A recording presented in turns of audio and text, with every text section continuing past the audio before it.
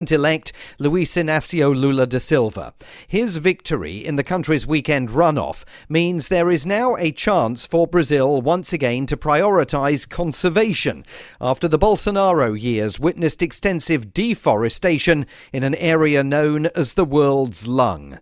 Annie Altanar heads an environmental organisation in Brasilia called IPAM, the Amazon Environmental Research Institute. What is happening right now in the Amazon the recent years is that the increase in the deforestation in public lands was really high. People are taking over public lands and speculating with it. And this is very linked with the organized crime that is also linked with illegal mining, illegal logging. What President Lula will confront is really the organized crime that took over of the interior area of the Amazon. And this is going to be hard. How to bring governance again to the further areas of the Amazon. And this is what he has to do now. Making that task all the more complex, the extent to which organised crime is already dug in and willing to turn to violence to protect the gains made during the Bolsonaro administration. With FSN Spotlight, I'm Simon Marks. And the main news again, with crucial midterm elections just a week away in the US, President Joe Biden is touring Florida, where Democrats are trailing in the polls. Brazil's Supreme Court has ordered police to clear blockades set up by President Jair Bolsonaro's supporters following his electoral defeat at the weekend. And the man accused of attacking the husband of the US Speaker of the House, Nancy Pelosi, is making his first court appearance. That's Feature Story News. Nick Harper reporting.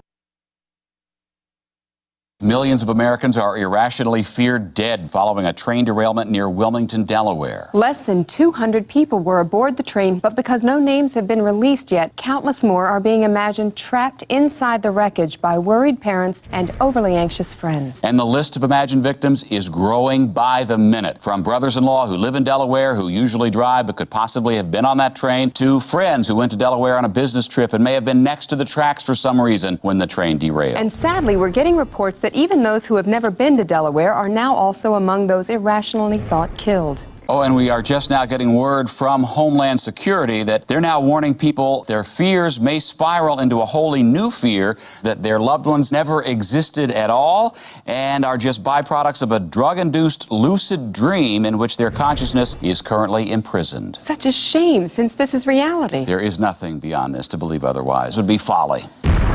This is the Onion News Network.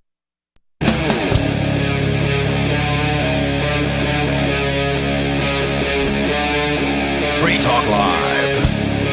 It's Free Talk Live. Phones are open, and you can join us here and bring up whatever you want to talk about. The number is 603-283-6160. That's 603-283-6160. Joining you tonight, it's Ian and Conan. Lots to talk about here. Has Greenpeace changed their tune on recycling? That's the story you brought in tonight, Conan. We'll get into that a little bit later on. But probably more important is a story that you and I both had. We always pick our show prep independent of one another, and we compare notes before the show starts. And it's like, oh, we both had the same story. Well, that's probably the one we should talk about. Yeah, brand spanking new. I'm very surprised. It's been out for a whole day now, and I'm very surprised I haven't seen it anywhere else. No one's really talking about this. Of course, Tim Beanie Hat Poolman is talking about it, but that's about it. I don't see it on Fox or any of the other outlets. So you're talking about this story about the Department of Homeland Security that is policing so-called disinformation by using, of course, the mega social media platforms like Facebook and Twitter, the whole nine, yeah, and mega corporations like Microsoft. And most importantly, election manipulation.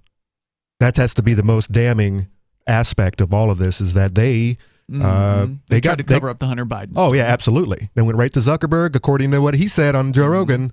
They told me to pull it, or they said it was a nothing burger, and I went ahead and did what they said. But as this report indicates, it's a little bit deeper than just getting on the phone call and talking to Zuckerberg. There's an There's a system. There's a system set up for this. Yeah. And so if you want to weigh in on this, you're welcome to. But Conan, you talked about how people aren't talking about this. There was a post today by a gentleman who I I think it's the guy that made Liberty Maniacs, or one of the Liberty clothing lines. I apologize. I think his name's Dan. I don't have the post directly in front of me, but he made a post about the fact that he had posted this story that we're about to share with you from The Intercept, this in-depth report on the Department of Homeland Security and cracking down on speech online. And then he went and he looked at the statistics on his post, because there's a way to do that. Now, I don't know if this was Facebook or Twitter or whatever, one of those. It was one of those. Right. And he clicked on later. I don't know how much time had passed, but this is a person who's well followed. He's got way more followers than, most people, right? And I mean, he's not like, Kim Kardashian level, but he's probably in the tens of thousands. And he looked at the statistics on his post, and it was just null.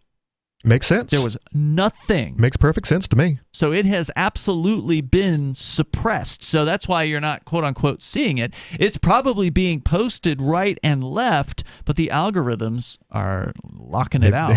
As this article discusses. Yeah. Do you want me to share it? Yeah, go right ahead. So this is from the Intercept reporter Lee Fang and Ken Klippenstein. And, the Intercept, I just got to give them some credit. They do some really great in-depth reporting. One of the co-founders, Glenn Greenwald, who, of course, he's the person who revealed this Edward Snowden revelations almost a decade ago now at this point.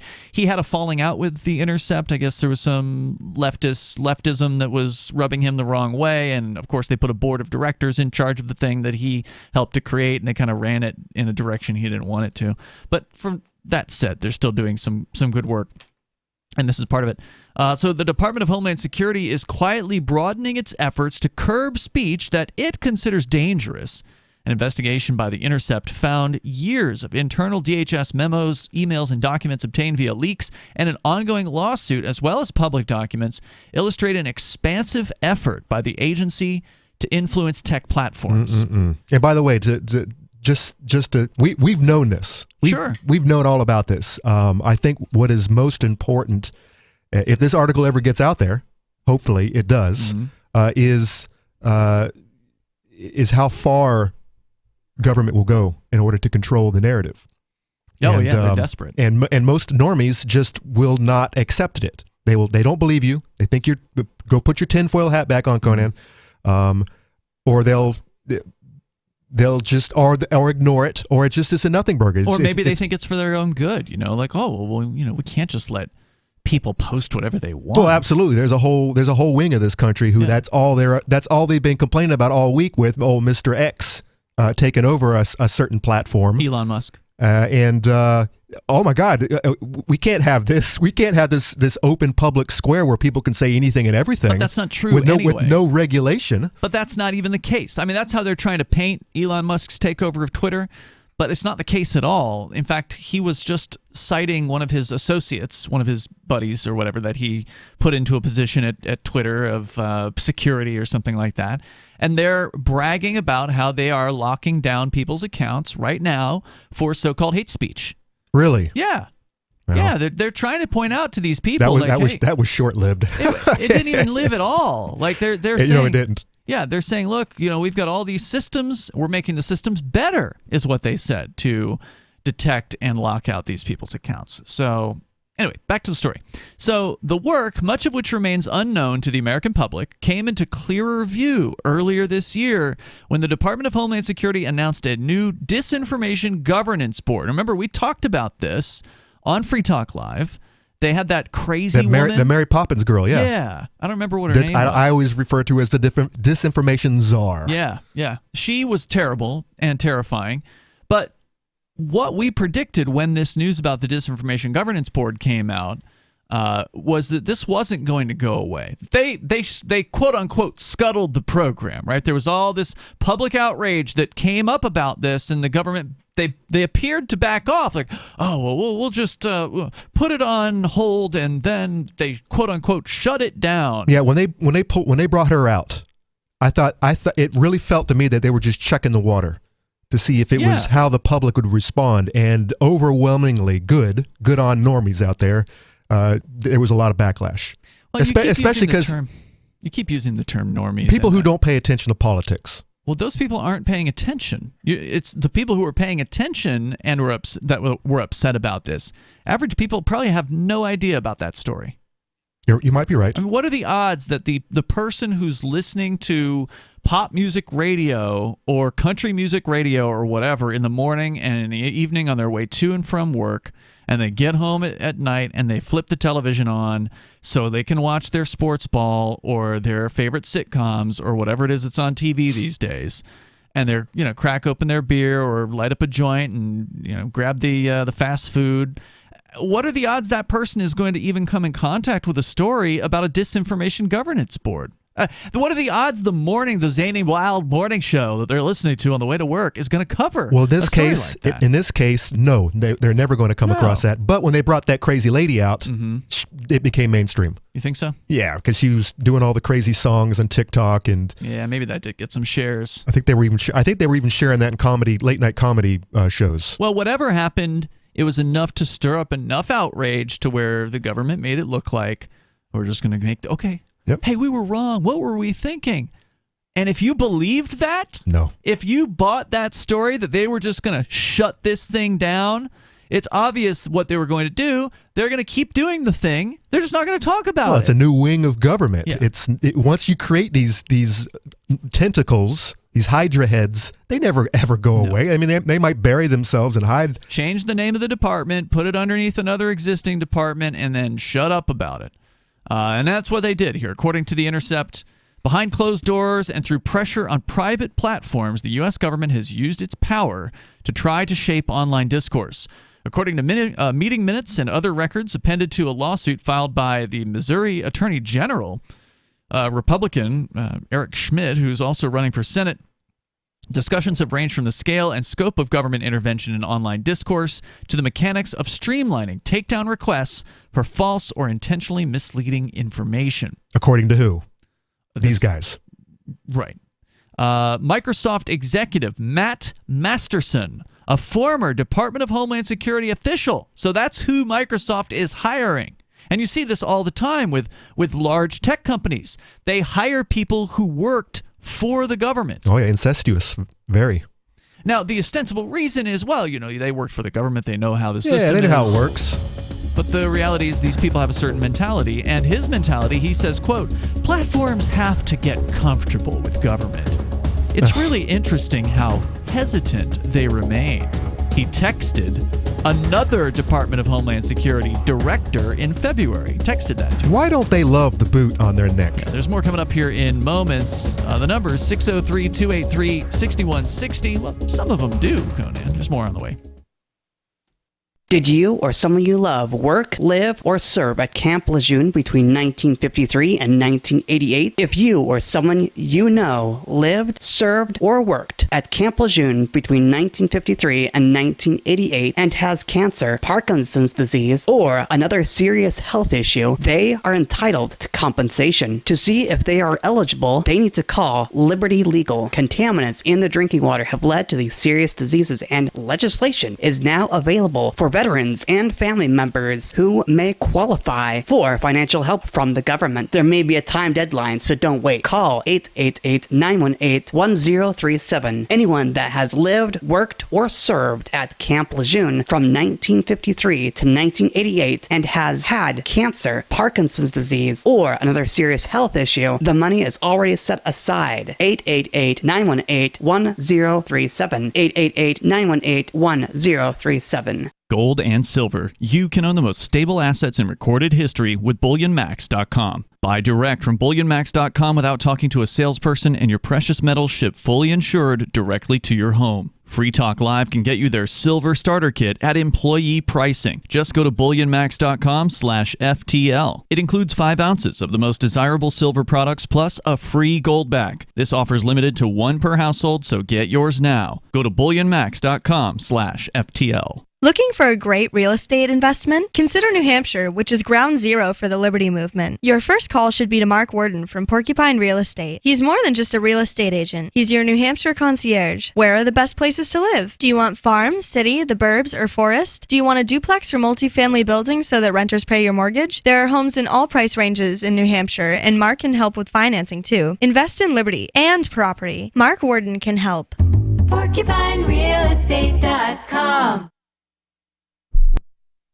If you're looking for work, there's a piece of paper more important than your resume. It's the cover letter attached if you're snail mailing, or the email to which you attach your resume. Make it 4 short paragraphs. Paragraph 1, say that you're applying for work. The person you're sending to gets a ton of mail about all sorts of things.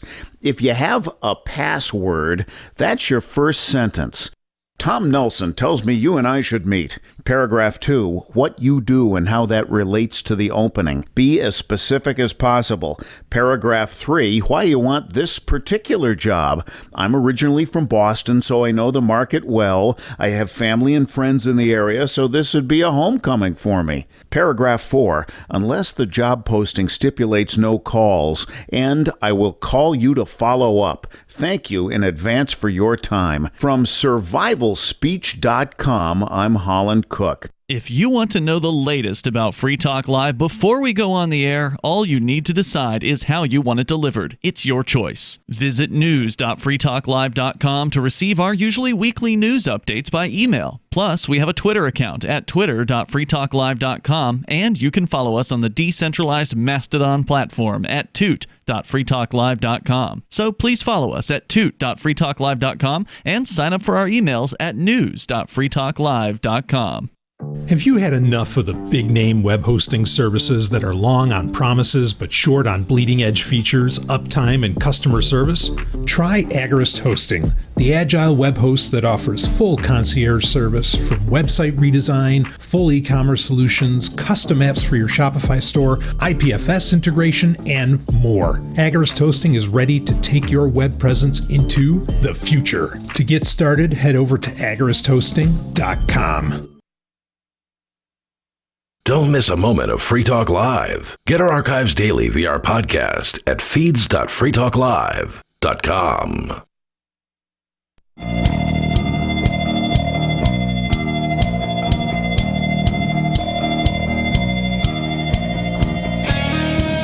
Free Talk Live. Phones are open. You can join us if you want. The number is 603-283-6160.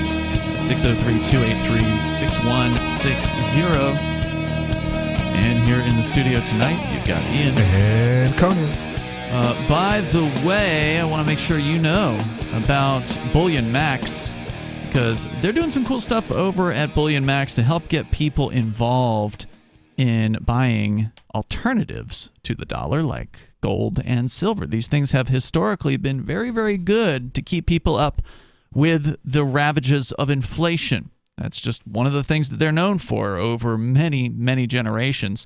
And Bullion Max can help you with that. You can go to bullionmax.com/FTL, and they will hook you up with the 5-ounce silver starter kit at employee pricing, and you get a bonus gold back thrown in there for just to give you an idea of what the gold backs are like. We talk a lot about the amazing gold backs here on Free Talk Live. I had a guy come over and fix my washing machine here today, and I paid him in gold backs. Oh, nice. Yeah, it's pretty cool. A lot of people like them. Local business owners love them, and it's definitely something, if you love freedom, you got to get to know this product. And, of course, you get 5 ounces of silver at employee pricing when you buy the silver starter kit. Just go to bullionmax.com/FTL. There's only one per household, so if you've already gotten your silver starter kit, sorry, you can't get another one.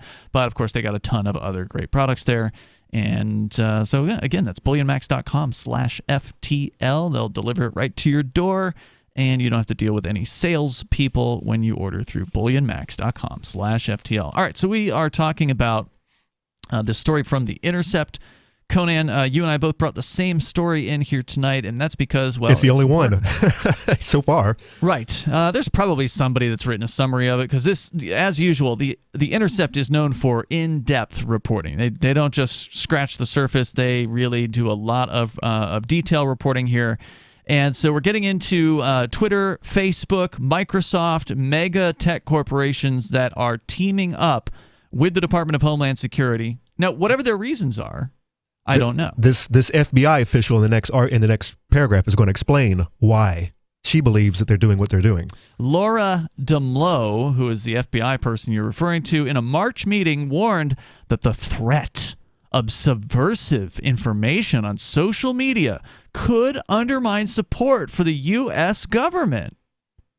Which, of course, is exactly what we want to see. That's exactly, you mean like peaceful divorce? Yeah, national divorce. But then we'll get our callers and the guys. I know there's some old dude in the chair flipping out right now when he hears the idea that those crazy free staters, why do they want to leave? You can't have that. We had a civil war that proved it was wrong. Why do you want to stay so badly should be the real question. And further, in fact, I was just talking with my washing repair guy about this, because he was apparently there was some controversy in a local Republican, sort of one of the most local town level Republican parties, where they refused to give campaign funds to Matt Santonastasso, who is the Free Stater, the liberty activist, the state rep, who was one of the co-sponsors of the secession bill. Right. So they were handing out checks to all the Republican candidates except for one.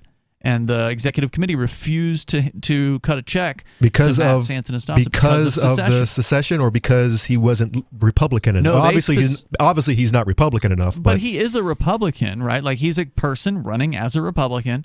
And the guy that I was talking to, he made a great point. It's like, look, if this isn't who you wanted as your candidate, you should have run someone in the primary and taken him out.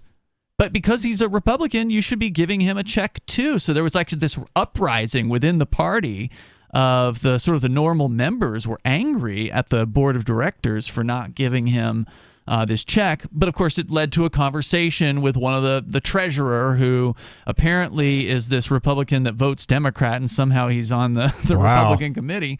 Why? Because, quote, he was undermining support for the U.S. government. Yeah. Good God, that is sick. And this treasurer guy was upset about it. And I said, anytime I have a conversation with somebody that wants to stay in the union, I want to ask the question of, do you have a line in the sand? Is there a point at which the federal government can get to where it's so invasive, so expensive, so outrageous, so violent, whatever that is, do you have something that would trigger you to start saying, okay, yeah, we should start talking about leaving this union? And do they have an answer? Or is it just mostly what's been happening for the last 200 years, where they're just slowly pushing further left? They don't have an answer, Conan, most of the time that I've heard that question asked. We can fix it. We just vote. Just vote harder. Vote harder. Vote for the right people. Oh, well, we need to control everybody. We want to take over and force our way on the Democrats, or we want to take over and force our way on the Republicans. Which they will probably do next week. Sure. And in 2 years as well. It's just, the pendulum does its thing. Back and forth, back and forth. So this FBI bureaucrat, she, again, is worried about undermining support for the U.S. government. According to the notes of the discussion, attended by senior executives from Twitter and J.P. Morgan Chase. There you go, of course. Stressed that, quote, we need a media infrastructure that is held accountable. Spokesperson for Twitter wrote in a statement that, quote, we do not coordinate with other entities when making content moderation decisions, and we independently evaluate content in line with the Twitter rules. Well, I don't believe you, number one, Nope. Twitter. Obviously, you're going to do what the government says because you're a mega corporation, and all mega corporations do what they're told by the government. It's basically part of the deal, right? Like, when you form a big limited liability corporation, you better believe part of the terms of that agreement are that you will enforce the quote-unquote law, that you as a corporation are essentially an outgrowth of the federal or state government. Absolutely. They're providing you with this corporate veil, this corporate protection, because you don't need to be a corporation to be a business, right? Like, you can just open a business, and you don't have to get a corporation for that. Yeah, a private corporation, my ass, which is what the left have been saying for the past month. Yeah, they're not private in they're any not way, private shape, anywhere. or form. No, they're not. So they'll do what they're told. Anyway, there's a formalized process for government officials to directly flag content on Facebook or Instagram and request that it be throttled. And that means basically not taken offline, but nullified as far as its reach is concerned. Yeah, and we both are probably, well, you're not on Facebook anymore, but I'm sure that I've, with my connection, I think that I'm way down there. I suspect something like that happens to me on Twitter as well, but then again, I just probably don't know what I'm doing. Like, I'm not a constant Twitterer. I like to use the platform to gather show prep and things like that and kind of see what's going on, see what people are talking about. But I don't tweet every day. I tweet maybe a couple times a week or something like that. And so they say you're supposed to tweet 10 times a day if you really want to grow the growth of the Twitter So you're account. probably not going to buy your $20 blue check? No, I don't have any plans. $20 a month or whatever it is? I don't even qualify for it because I've violated the Twitter rules. So unless they change the rules of how you can get the blue check, I can't get it.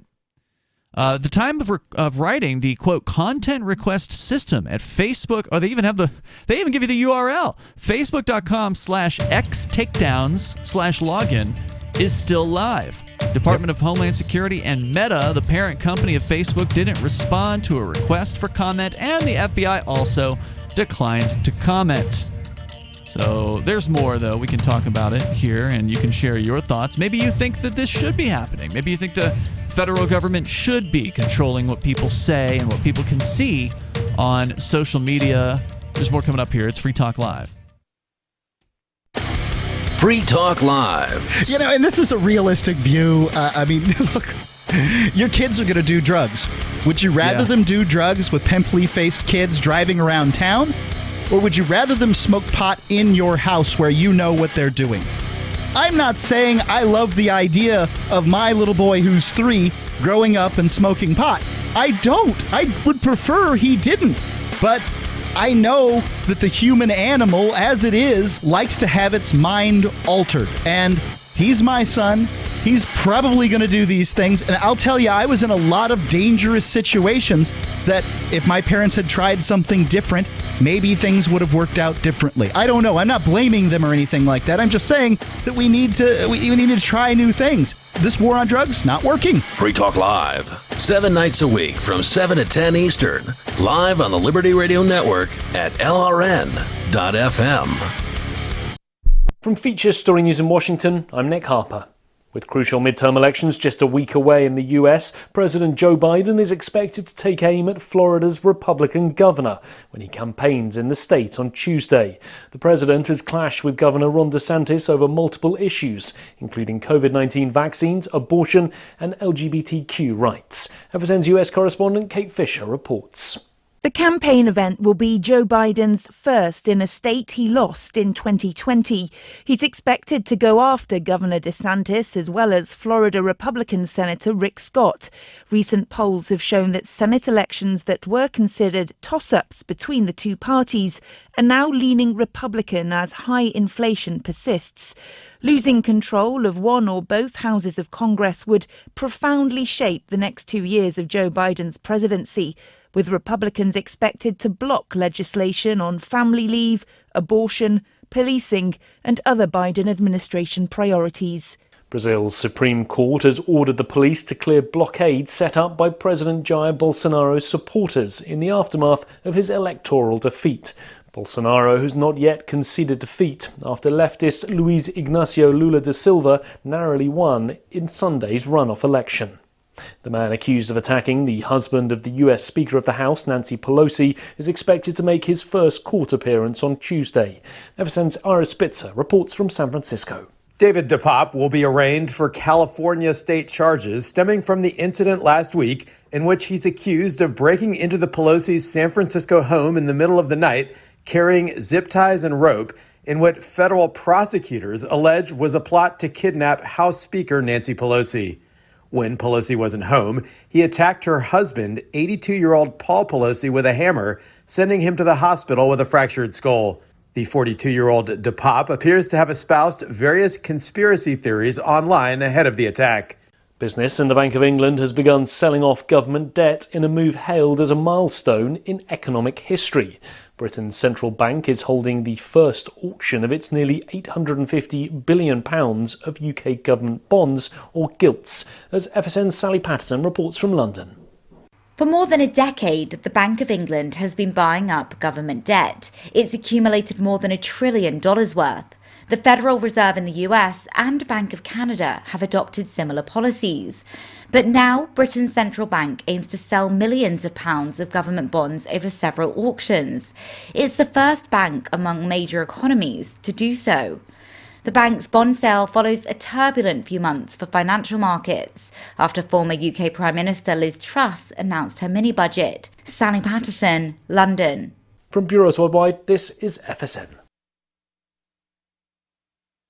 We're still not sure why you'd want to watch, but our video feed is streaming nightly for free at cam.freetalklive.com.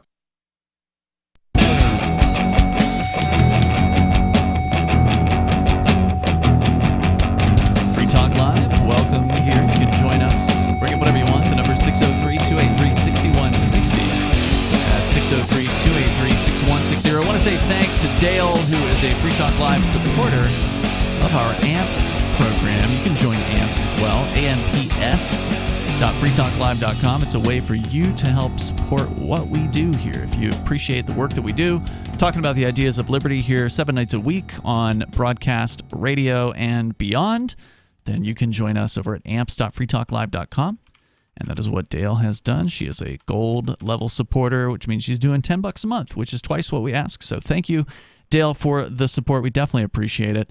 And you can get some perks as well, some access to stuff that the average folks who don't AMP don't get. So, like, for instance, the full radio show minus recorded commercials in a podcast form, that's available to you if you join AMPS at amps.freetalklive.com. That's amps.freetalklive.com. We're talking about the situation involving the Department of Homeland Security and mega tech corporations like Microsoft, Facebook, Twitter, where, according to a very interesting, detailed report from The Intercept, they have been revealing lots of information about this ongoing program that you might have thought was shut down earlier this year, the so-called Disinformation Governance Board. You thought wrong. The Facebook portal is still up and running. They're still at it, and they are doing it directly. The government bureaucrats can log right into this portal and directly flag the things they want Facebook to take offline, or at the very least throttle down, make it so it's not really visible. Their mission, they say here, to fight so-called disinformation stemming from concerns around Russian influence in the 2016 presidential election, at least that's the public excuse they're making. Fake news. Began taking shape during the 2020 election and over efforts to shape discussions around vaccine policy during the coronavirus pandemic. Documents collected by The Intercept from a variety of sources, including current officials and publicly available reports, reveal the evolution of more active measures by Department of Homeland Security. According to the draft copy of their quadrennial Homeland Security Review, their capstone report outlining the department's strategy and priorities in the coming years, they plan to target so-called inaccurate information on a wide range of topics, including, quote, the origins of the COVID-19 pandemic, and as though anyone knows what the truth is besides whoever it was that started it. Right. And the efficacy of the COVID-19 vaccines, racial justice, U.S. withdrawal from Afghanistan, and the nature of U.S. support to Ukraine. All things that the public need to discuss on a regular basis, because these are the hardest hitting things. Maybe not racial justice. Some people think that it is.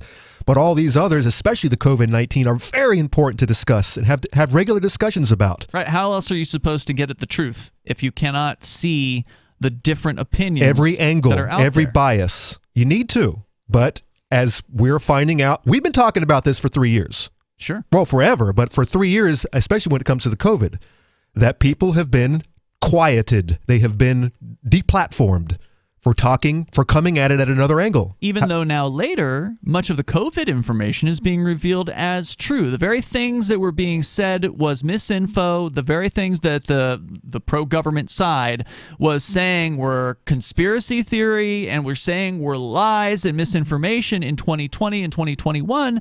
Many of those things have now been proven to be absolute fact. Yep. And many of the things that they said beyond that, like saying the vaccines were going to be 100% effective. Nope, never. I mean, there's so much video of that out there. They haven't been able to suppress that, but that's what they said, and it's not even close to being true. And now what is being discussed on the main streams that we are not allowed to talk about? I don't know, like the war in Ukraine. Mm-hmm. Oh, you know, are we going to be finding out in 2, 3, 4 years that this whole wag the dog debacle was just a sham? Of course we are. But then we'll have something else to worry. There'll be something else going on. The next depression.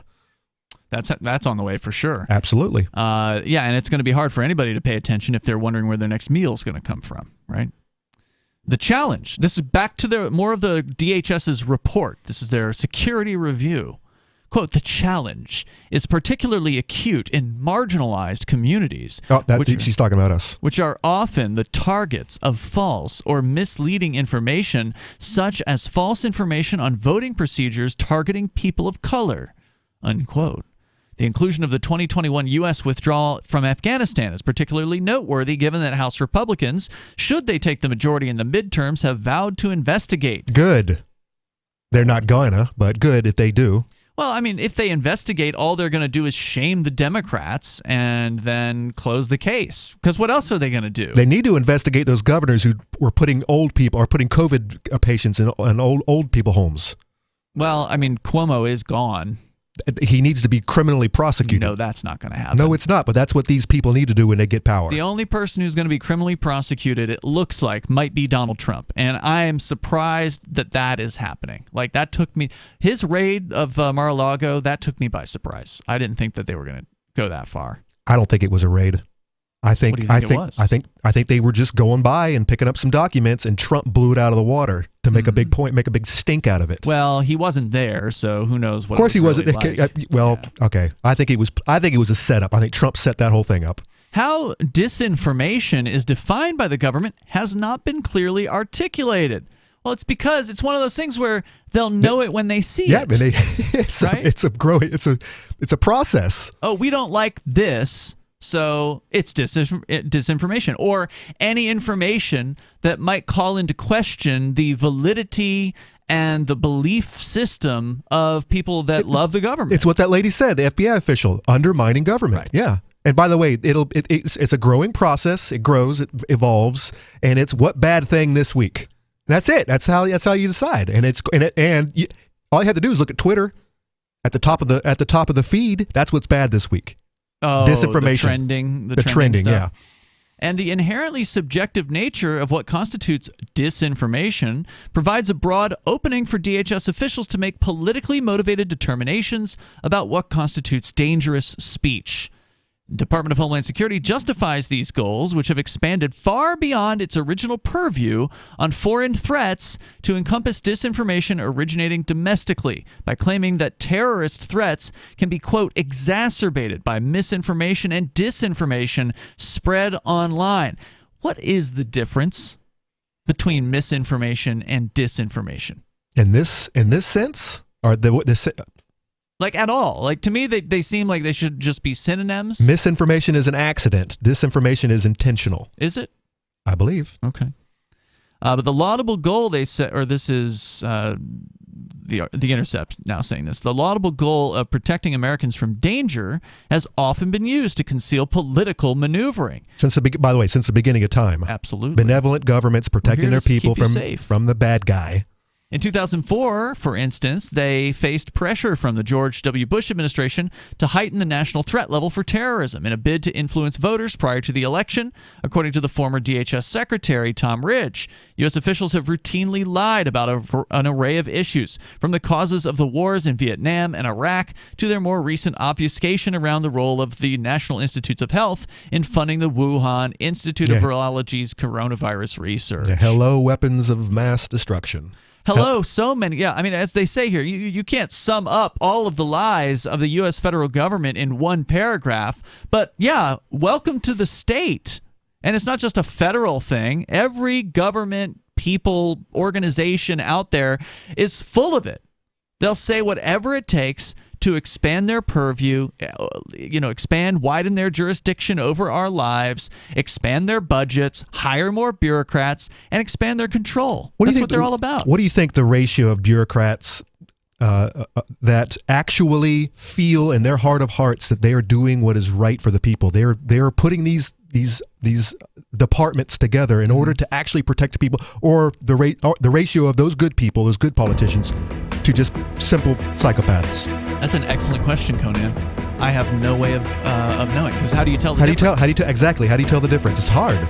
The number here is 603-283-6160. We got more here on this story about the Department of Homeland Security using big tech to crack down on free speech and ideas that might threaten their precious status quo in people's minds. This is Free Talk Live.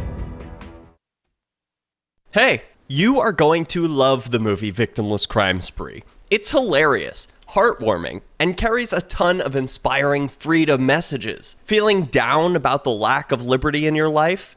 You need to put on this film with some friends and have a good laugh. It's a true story about me and my friends in New Hampshire living free, singing, dancing, and getting arrested. Of course, it's all on video, and the bad guys, the cops, judges, bailiffs, and sheriffs, they all play their part like it's out of a movie or something. You would think we scripted the whole thing, but it's real life. Go ahead and have a watch, and if it's been a while, have another look. I guarantee you'll notice things now that you didn't notice before.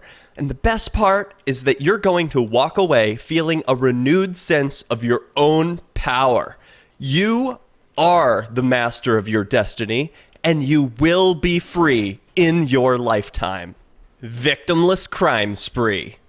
So you've signed the Shire Society Declaration and are planning your move to New Hampshire to be around more liberty-oriented people. Next, sign up for the Shire Society Forum at forum.shiresociety.com. There are a bunch of people there who are already in the Shire, and they want to meet you. If you're already in the Shire physically, you should also come by the forums. Remember, not everyone uses Facebook. New people are signing up for the Shire Society Forum every month, so drop in and say hello at forum.shiresociety.com. What if you want to hear the latest episode of Free Talk Live, but all you have is your phone? You forgot to download our archive, and you have no data connection. You can call our Listen line at 641-793-0191. That's a long-distance number, so you may incur charges. If not, listen as long as you want. 641-793-0191. The Free Talk Live Listen line, 641-793-0191. On Free Talk Live, we're bringing people to the ideas of liberty every day. From wrestling superstars like Glenn Jacobs. You guys really are having an impact, I believe. Like I said, a lot of where I am now is due to listening to Free Talk Live. You changed my mind on some very important issues years ago. To random people tuning in on the radio. I was kind of stuck in the left-right paradigm. I heard your show by chance on a Saturday night.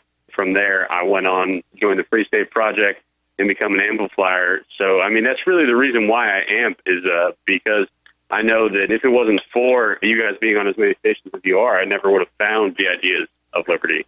You can help more people hear the message of liberty by joining Free Talk Live's AMPS program on Patreon for as little as $5 a month. And you'll get access to special perks. Visit amps.freetalklive.com, amps.freetalklive.com. Tired of cancel culture? Sick of mega tech corporations holding an axe over your head? Join the LRN.FM Matrix chat server. It's self-hosted, so no one else can tell us what to do or say. Don't like the existing channels? You can make your own. You can even connect into some of our channels from other Matrix servers. It's federated. For the full LRN.FM Matrix experience, though, you should join our server via the step-by-step instructions at chat.lrn.fm. Chat.lrn.fm. The new 4th edition of Healing Our World, The Compassion of Libertarianism, will take your understanding of liberty to a deeper level and has over 1,300 updated references, new cartoons, and a foreword by Dr. Ron Paul. With discounts for multiple book purchases, the 4th edition of Healing Our World is a great gift for the liberals, pragmatists, environmentalists, and Christians in your life who think libertarianism is cold-hearted. Get yours today at healing.freetalklive.com and use promo code FTL for a $5 discount. You can help spread the ideas of liberty with our Patreon for just $5 per month at amps.freetalklive.com.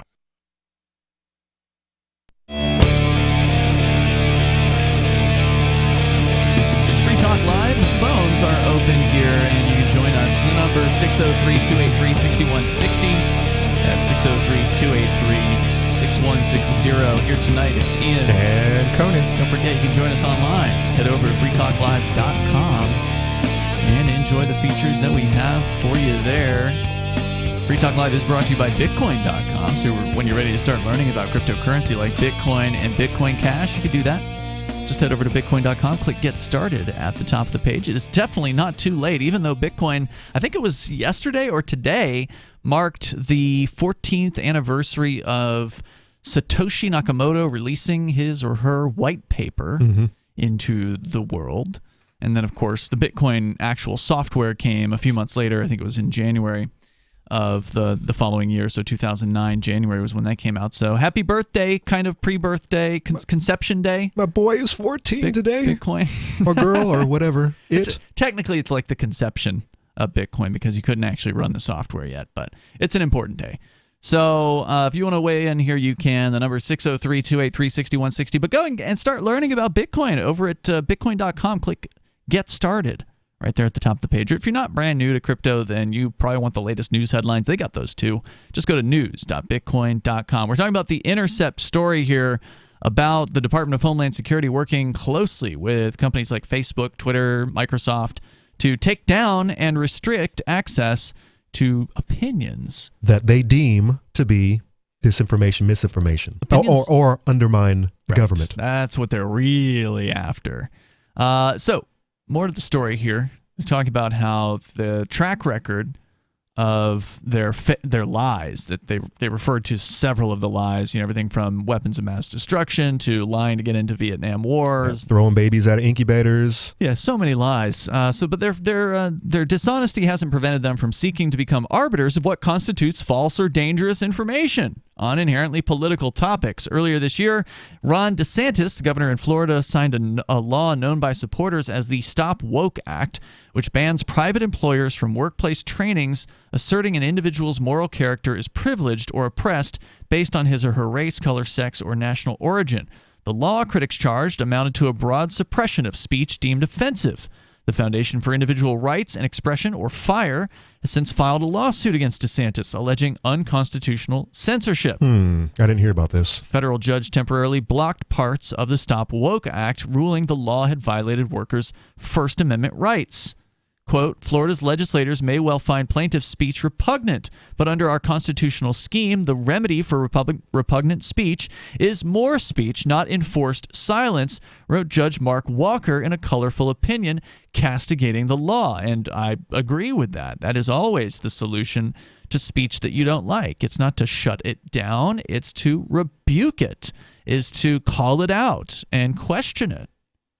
And I don't know enough about the Stop Woke Act. Yeah, we have never talked about this. This is new to me. I think it wasn't it they had a different name for it. Wasn't it like the anti-gay bill or something That's like that? That's what the left was calling it, but I think this is something different. Maybe. Well, regardless, if it affected private employers, then they shouldn't be banned from saying whatever they want. This is kind of the same argument as our right to work law here in New Hampshire. It's like, how do you can't? I don't think we have one of those. I think this is something there's something they're always trying to get past. Yeah, and it hasn't yet. And the point is can you make a private company? Can you prevent that private company? Can you create a law that prevents them from wanting you in a union or preventing you from being in a union? And it's a good question. I mean, I don't want to have any part of it. I probably don't want to have any part of these woke participation trophies that some private company probably wants me to put up with. But at the same time, can you tell that company that they can't have these special classes? Yeah, the whole right to work thing is a kind of a confusing issue. First of all, it's confusingly named. Yes, because it's a law. Yeah, and the whole idea of unions. Okay, I'm in favor of the idea of the union if it's done on a voluntary basis, but with all the laws that surround unions, they're not. Right. So no, a union should not be able to force people into the union.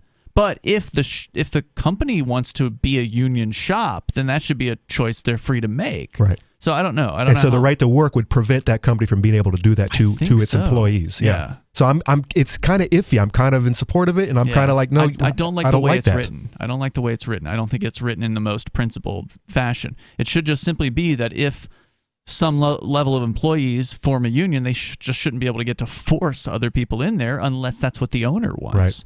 Anyway, so to the extent to which the DHS initiatives affect Americans' daily social feeds is unclear. During the 2020 election, the government flagged numerous posts as suspicious, many of which were taken down, documents cited in the Missouri Attorney General's lawsuit disclosed.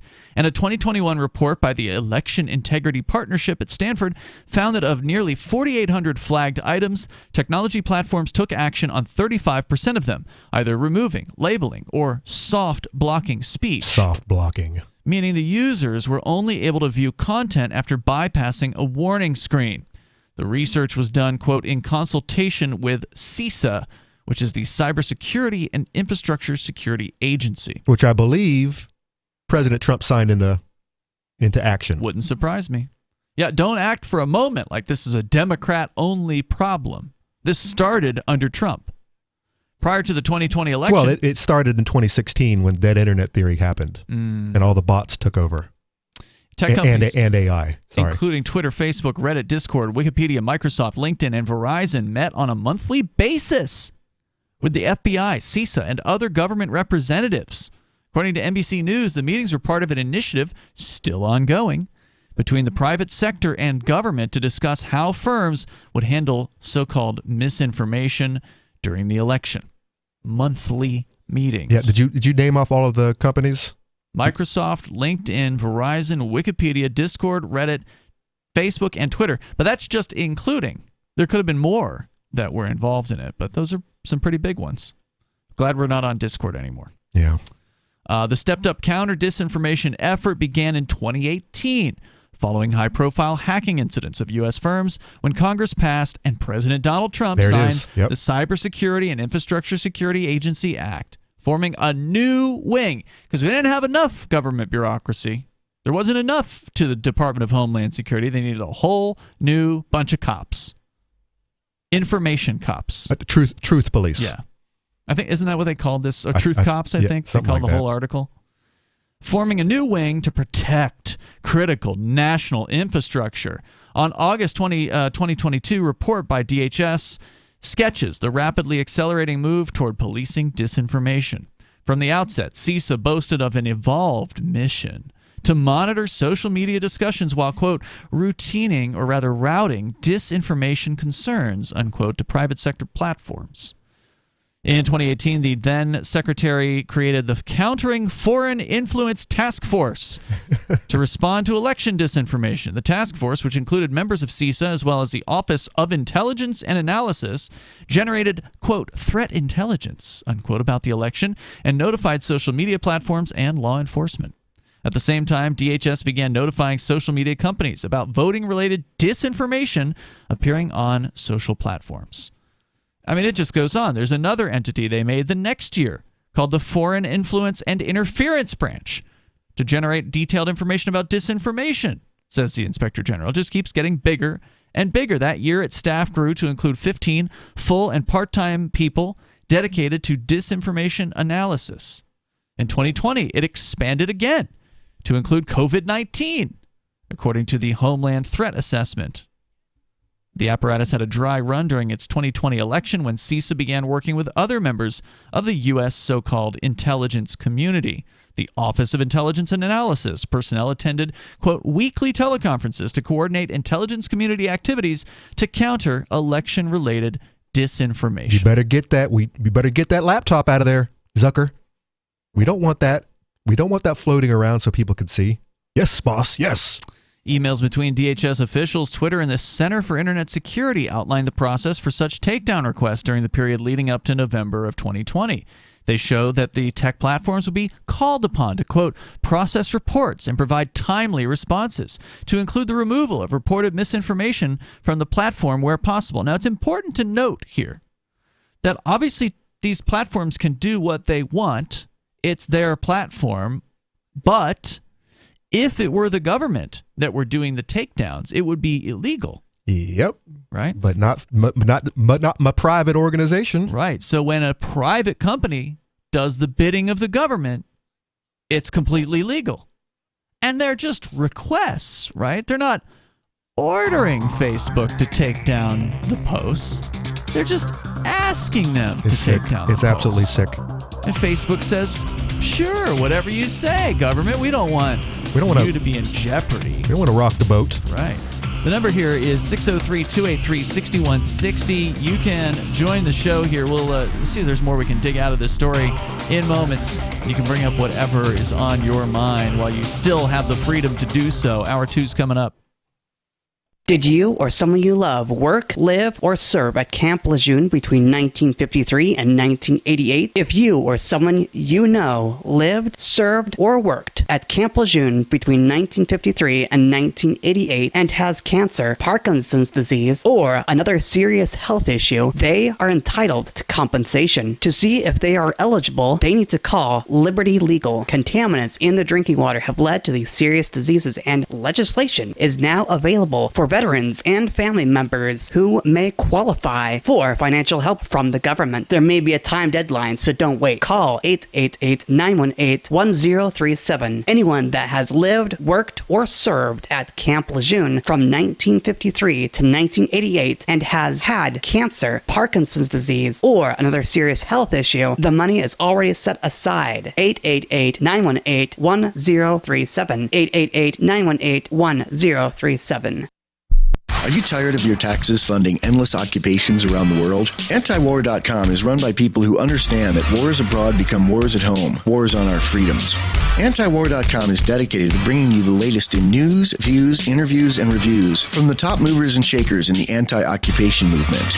Antiwar.com has it all, from thorough foreign policy analysis to interviews with whistleblowers who used to run the military-industrial complex. Anti-war, pro-free market. That's antiwar.com.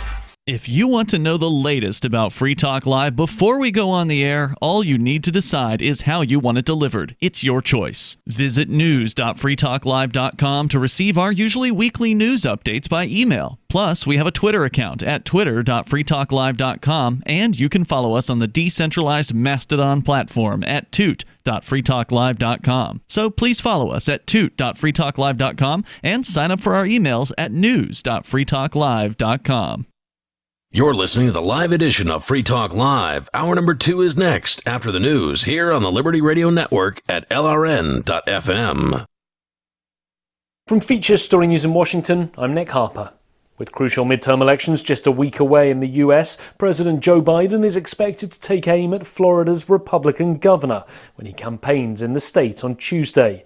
The president has clashed with Governor Ron DeSantis over multiple issues, including COVID-19 vaccines, abortion, and LGBTQ rights. FSN's US correspondent Kate Fisher reports.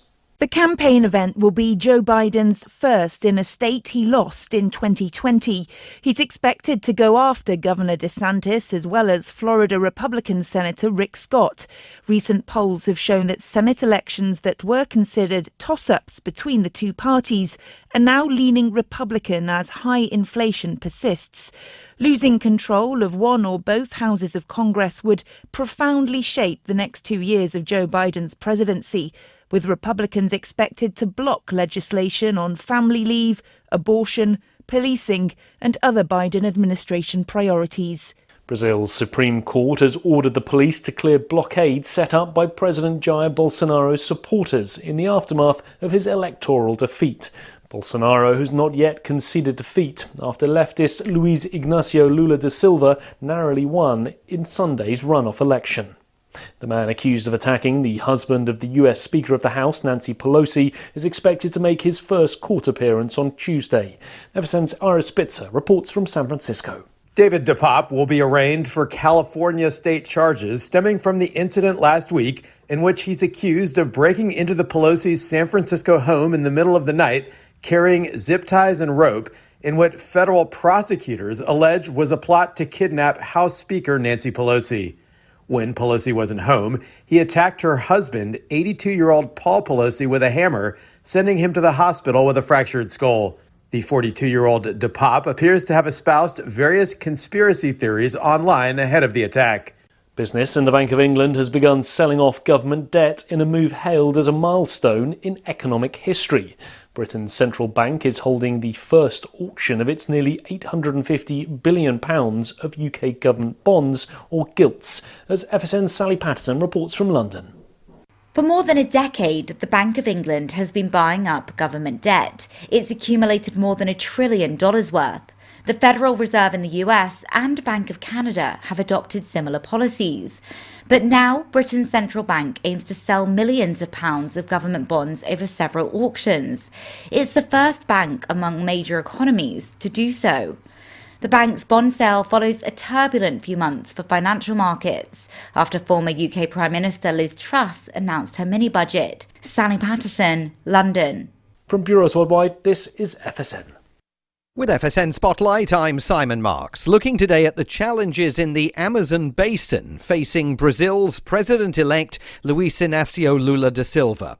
His victory in the country's weekend runoff means there is now a chance for Brazil once again to prioritise conservation after the Bolsonaro years witnessed extensive deforestation in an area known as the world's lung.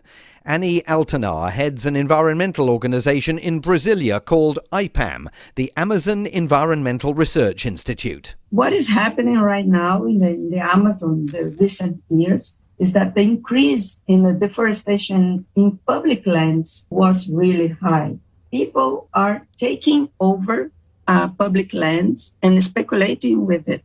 And this is very linked with the organized crime that is also linked with illegal mining, illegal logging. What President Lula will confront is really the organized crime that took over of the interior area of the Amazon. And this is going to be hard. How to bring governance again to the further areas of the Amazon. And this is what he has to do now. Making that task all the more complex, the extent to which organised crime is already dug in and willing to turn to violence to protect the gains made during the Bolsonaro administration. With FSN Spotlight, I'm Simon Marks. And the main news again. With crucial midterm elections just a week away in the US, President Joe Biden is touring Florida, where Democrats are trailing in the polls.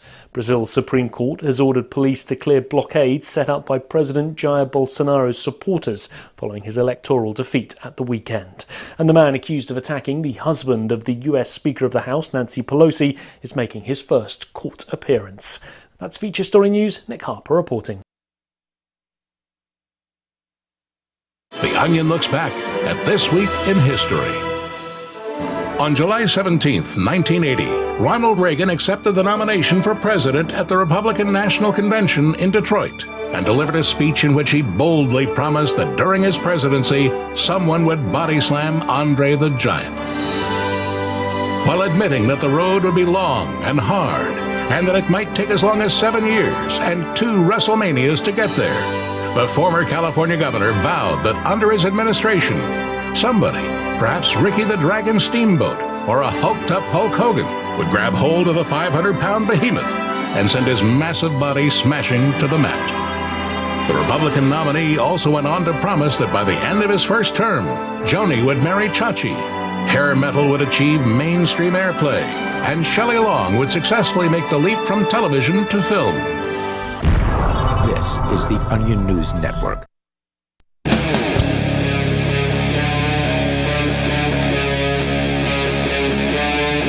Free Talk Live. It's Free Talk Live. We are kicking off the second hour here, digging into the story that needs to get more coverage. And and that is the Intercept piece about the mega tech platforms helping out the government, cracking down on your speech. Working right alongside the Ministry of Truth. Indeed. And the Truth Cops. There's more to say about the story, and we will do more coverage of this in moments. We're going to go to your phone calls first. The number here is 603-283-6160. Ian and Conan here, 603-283-6160. Let's go to those phones to Major Payne calling from Michigan. Go ahead, Major. Hey, Ian. I was just surprised that the beginning of the end might be at hand. The Bank of England has been buying their own debt, as all governments have for quite a while. But they are now to the point of depression where they are forced to put many of these bonds on the open market for bid. Okay. So the great behemoth who started all this colonization of the whole damn world has finally come to its knees, it would seem.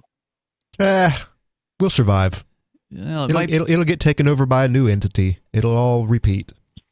Yeah, I mean, it might be a little too early to proclaim the death of the central banks. I mean, I would love to do a little grave dancing in that particular case, but I think they've got a few tricks up their sleeve, Major. Well, it would seem a coal has been thrown into the paper products. All right. The smoldering, festering beast is now apprised of his own demise. That just means he's going to get desperate. Yeah. Well, they've been getting desperate a long time. You were just talking about them releasing all this public information that we weren't never supposed to know, but most of us always did. I want to know when they're going to release the truth about 9/11, how they blew the piers out from under that building at like 5:45 in the morning. None of the hot dog vendors were around. I don't know, man. We still don't know the truth about. To be there. We still don't know the truth about JFK. You know? Nope. I mean, that's been more than 50 years, 60 years. I think old George Bush Sr. sniped him. That's how he got his rise. It's an interesting theory. Culvert. Thanks for the call tonight. Appreciate it, man. The number here is 603-283-6160. He was overseeing it. He was there. Yeah. By the way, it is an interesting theory. By the way, the killing blow. Mm-hmm. By the way, this is a video. Of course, I don't. I'm not sitting around watching JFK or I don't even get into the real conspiracy. But I remember that I've watched documentaries and whatnot, and they're rewatching the video recently. Jackie provided the killing shot. No way. Everyone stop what they're doing. I wish I hadn't said that. I just wanted to watch that video. There was one part of when I watched that documentary as a kid. I remember the strangest thing was when she was like crawling out of the back of the automobile, and the person who was being interviewed was saying she was so distraught that she was trying to collect pieces of his head and his brains. And I was thinking, this is as a young kid, I was like, that is just the strangest thing I've ever heard. But if you watch with this in mind, that Jackie was the one, it was a killing shot from underneath the face or underneath the chin up into his head. Remember that crazy shot that no one can explain? I don't remember enough about it. And honestly. You had the security guy who was running up behind. Mm-hmm. She was passing the firearm off the back of the car to him. No way, dude. Rewatch it. He got shot once, or some gas was put in his face or something. He lurches, and then his head pops up. And it's because she had some kind of a firearm underneath his chin. If that's true, Conan, that is brutal. Dude, she hated him at that point in her life. She really hated him. She was cheating on her. Wow. And the CIA got to her, and she agreed to. That's wild. Finish him off. If you want to comment, you can. 603-283-6160. Now, we know one thing is true, and that is that if the government's saying a thing, it's probably not true. Oh, absolutely. Right? But it's for our protection, because we can't know all these secrets. We can't know these secrets. They're there for our security. Well, it's for the security of the state, is what it is. Well, it's for their protection. We know that. Yeah, that's the reality of it. Is they're protecting their establishment. They're protecting their precious central bank. They're protecting their military-industrial complex. They want people to continue to support their mega state. Right. And if we get the JFKs out there rocking the boat, talking about ending certain three-letter organizations or the bank, that's why he was killed, right? There's lots of speculation, but that's probably why. Yeah. So the story at The Intercept is, again, really detailed. We're going to jump through a little bit of it here, but just one more part to this sort of chronology of the various different offices that were created. So there's the Countering Foreign Influence Task Force, started in 2018.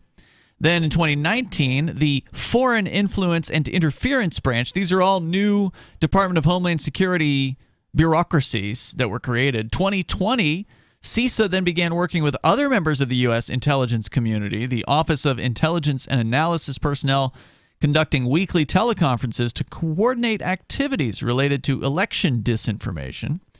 Further, in 2021, CISA, under Joe Biden, replaced the Countering Foreign Influence Task Force with the, quote, Misinformation, Disinformation, and Malinformation there you got another one. Team. I'll have to look that one up. Which was created, quote, to promote more flexibility to focus on general MDM, which stands for those three words. By now, the scope of the effort had expanded beyond disinformation produced by foreign governments. Remember, the original claim was, the Russians, we got to be careful, make sure the Russians aren't interfering. Well, within 3 years, it became, domestic misinformation. We need to focus on that. That's what they're saying. So according to the story here, the MDM team, according to one CISA official quoted in the report, quote, counters all types of disinformation to be responsive to current events. And Joe Biden's appointed director of CISA, Jen Easterly, made it clear she would continue to shift resources in the agency to combat the spread of dangerous forms of information on social media. She said at the time, quote, one could argue we're in the business of critical infrastructure, and the most critical infrastructure is our cognitive infrastructure, meaning people's thoughts. Yes, thought police. So building that resilience, she said, to misinformation and disinformation, I think, is incredibly important.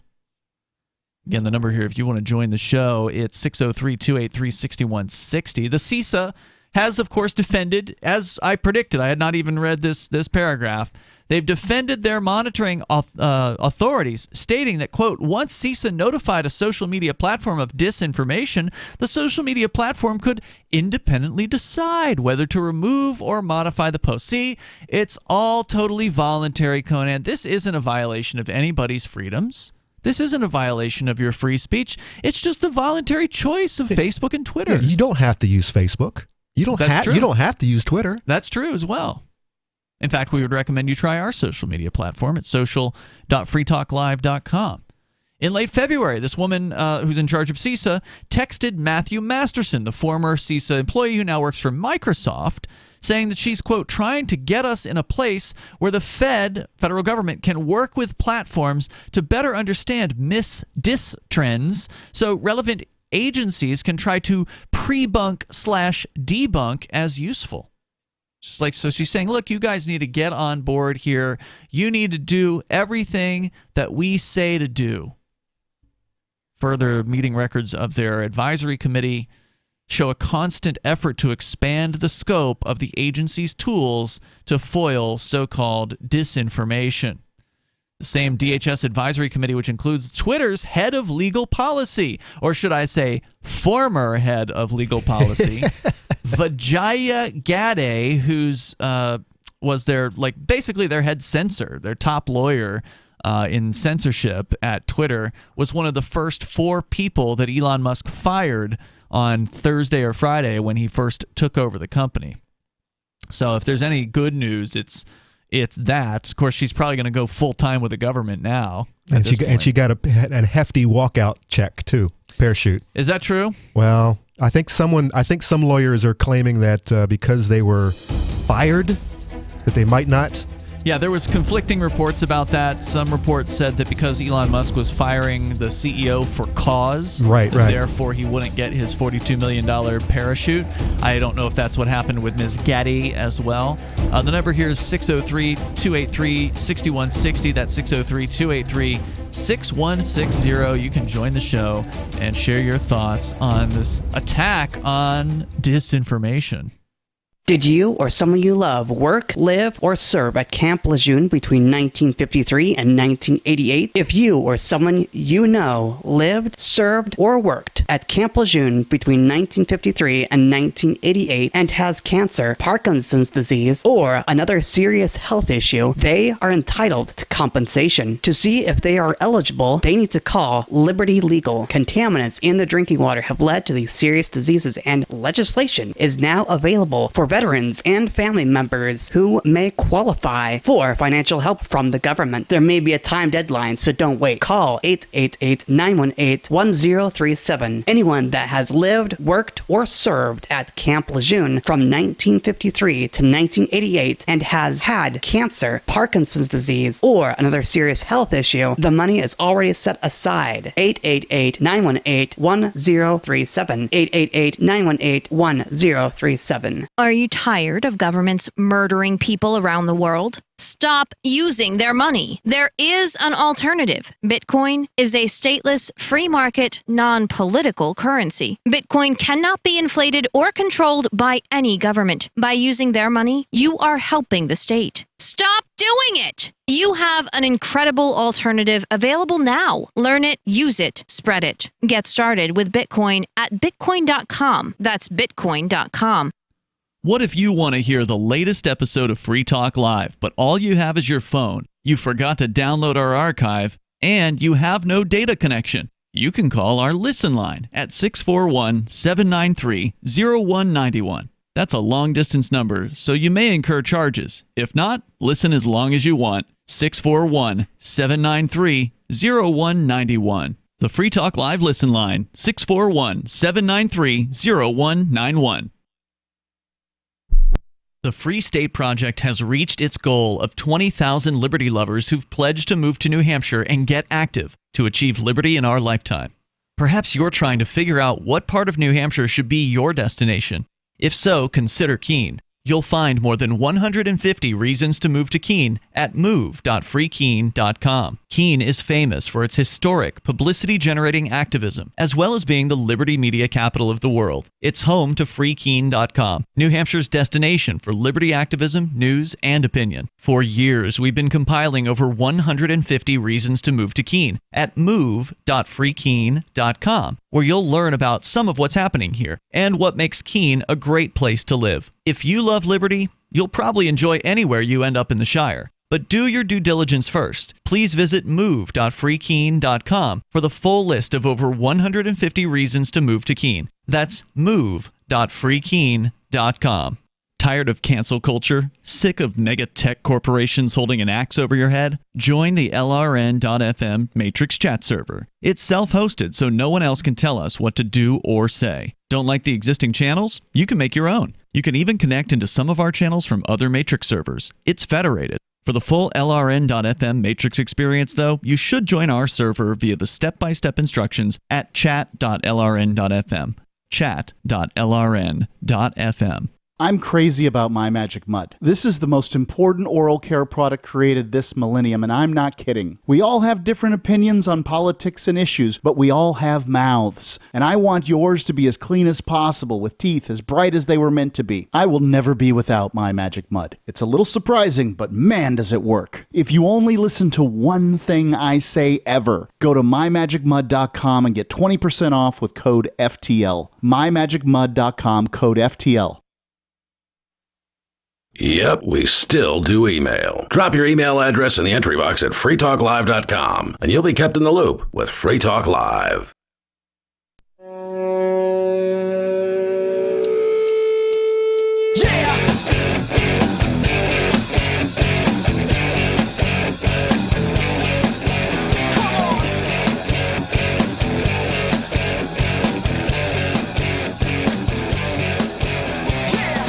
It is Free Talk Live. The phones are open here. You can join the show. The number is 603-283-6160. Coming up, we do have other news to discuss, and I'm going to try to compress some of this story, but it's super important. It's a big article. There's a lot, and there's a lot in there, too. It's an important story from The Intercept, but I'm going to jump down a little ways because they get into discussing the thing we already covered in detail earlier this year which was that committee that they were putting together, if you recall. What was it called? Disinformation Governance Board.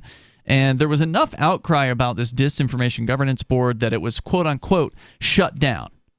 When, of course, we knew the reality was that was just for show, and they were continuing unabated behind the scenes. In fact, they were doing much more than just having a board set up. A governance board just sounds like a group of bureaucrats sitting around in an office talking about things.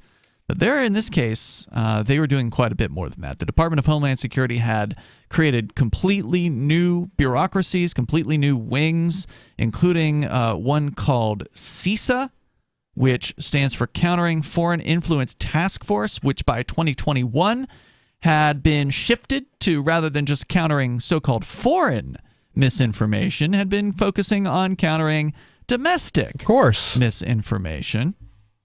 And so there's a lot more here. We're going to dig a little deeper at The Intercept. It's Ian and Conan in the studio tonight also. Don't forget, you can join us online anytime. Just go to freetalklive.com. We mentioned our social media site. We run the site.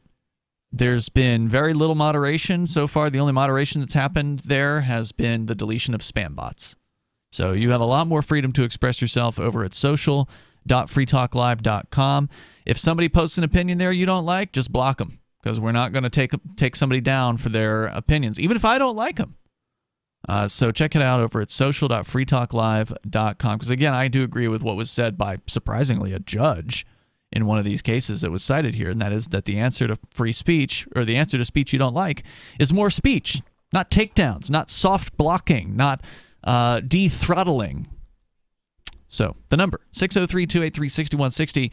This is, again, according to The Intercept, they've had meetings with the FBI on this, of course. They have their own foreign intelligence, or rather foreign influence task force, including 80 individuals focused on curbing, quote, subversive data utilized to drive a wedge between the populace and the government. It said further in a statement by their acting secretary of the DHS, quote, the department will spearhead initiatives to raise awareness of disinformation campaigns targeting communities in the United States, providing citizens the tools necessary to identify and halt the spread of information operations intended to promote radicalization to violent extremism or mobilization to violence. See, that's what this is all about, Conan. They're just trying to keep people safe. Yeah, exactly. That's what governments do, right? Yeah, it's about stopping violence. I mean, who could be against that? You're not against stopping violence, are you? No.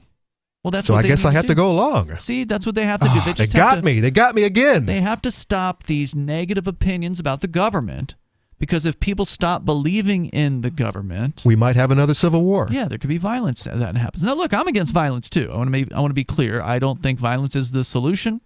I don't think that's the answer, and I don't think that people falling into disbelief about the state necessarily means they're going to go towards violence, right? We've got a whole community of libertarians here in New Hampshire that is getting larger as the days and the weeks and the months and years go on. There's more people migrating here from all over the country and the world, and they are not a violent people. They are people who, by and large, do not buy into mythology, the mythology of statism, into the idea that the government, as we know it, the federal state governments, are something that's of value. We reject it entirely, for the most part. There may be some small government people within the Free State Project, but most of the people that I know are total libertarians, total voluntarists, total liberty-loving anarchists. And there has not been one iota of violence by Free Staters against the state. Nope. So it doesn't follow that breaking up with the idea of the state, ending one's fantasies, the flag waving, the red, white, and blue, and the bald eagles, and all the nonsense imagery, that divorcing oneself from that, divorcing from the Pledge of Allegiance and the national anthem and all of this programming that has been hammered into us in, of course, the government schools. Getting rid of those ideas does not mean that you are going to become some sort of crazed bomber or a crazed assassin or something like that. It's ridiculous, but that's what they want you to believe.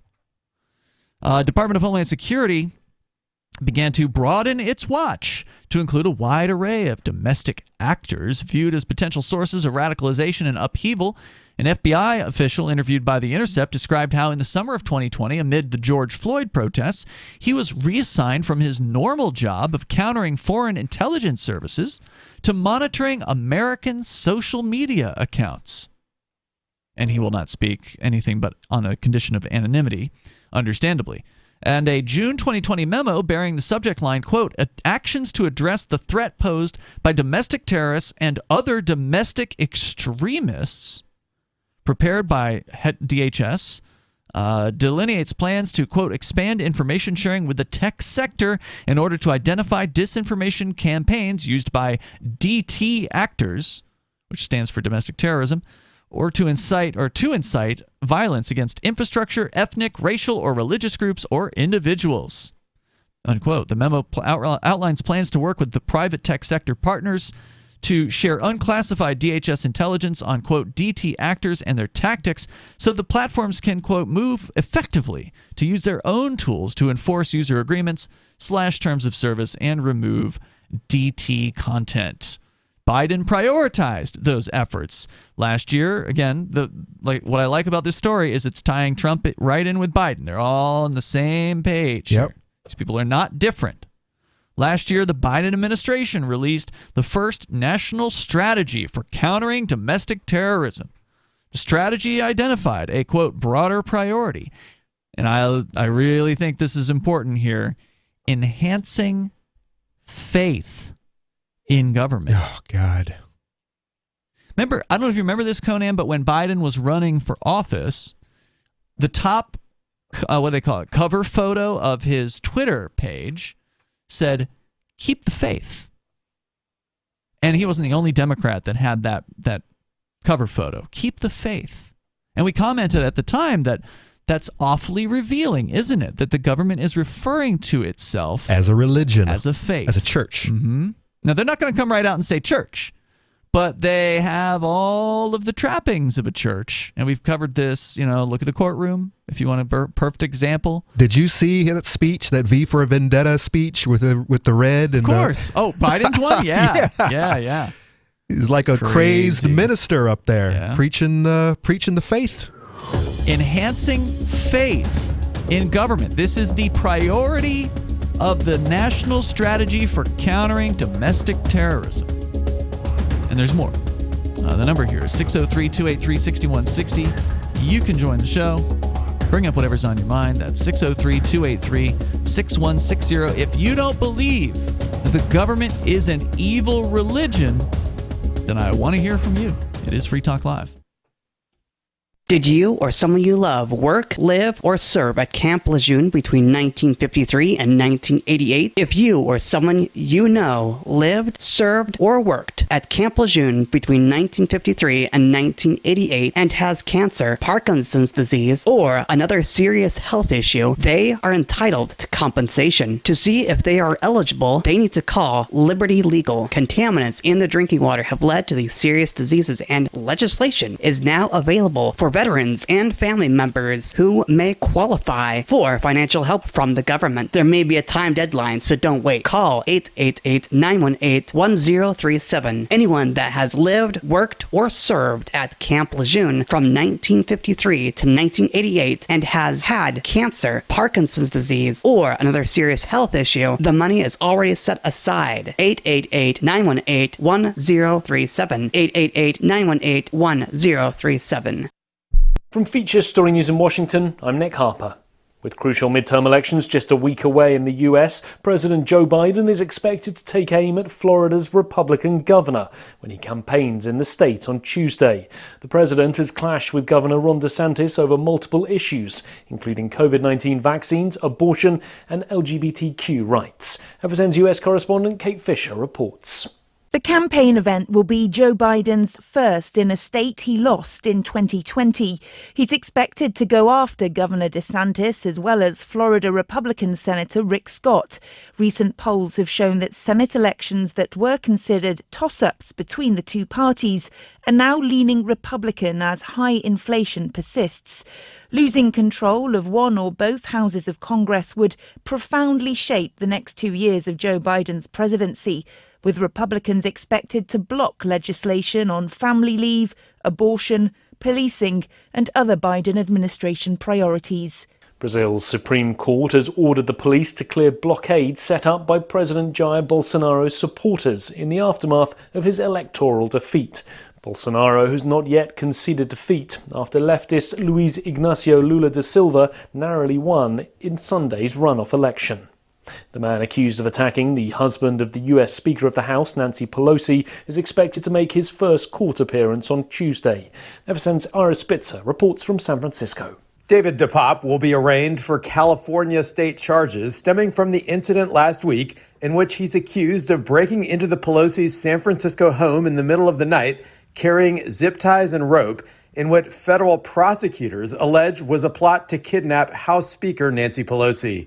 When Pelosi wasn't home, he attacked her husband, 82-year-old Paul Pelosi, with a hammer, sending him to the hospital with a fractured skull. The 42-year-old DePop appears to have espoused various conspiracy theories online ahead of the attack. Business and the Bank of England has begun selling off government debt in a move hailed as a milestone in economic history. Britain's central bank is holding the first auction of its nearly £850 billion of UK government bonds, or gilts, as FSN's Sally Patterson reports from London. For more than a decade, the Bank of England has been buying up government debt. It's accumulated more than $1 trillion worth. The Federal Reserve in the US and Bank of Canada have adopted similar policies. But now Britain's central bank aims to sell millions of pounds of government bonds over several auctions. It's the first bank among major economies to do so. The bank's bond sale follows a turbulent few months for financial markets after former UK Prime Minister Liz Truss announced her mini-budget. Sally Patterson, London. From Bureaus Worldwide, this is FSN. Got Telegram? You can follow our channel there and discuss show prep with other listeners at telegram.freetalklive.com.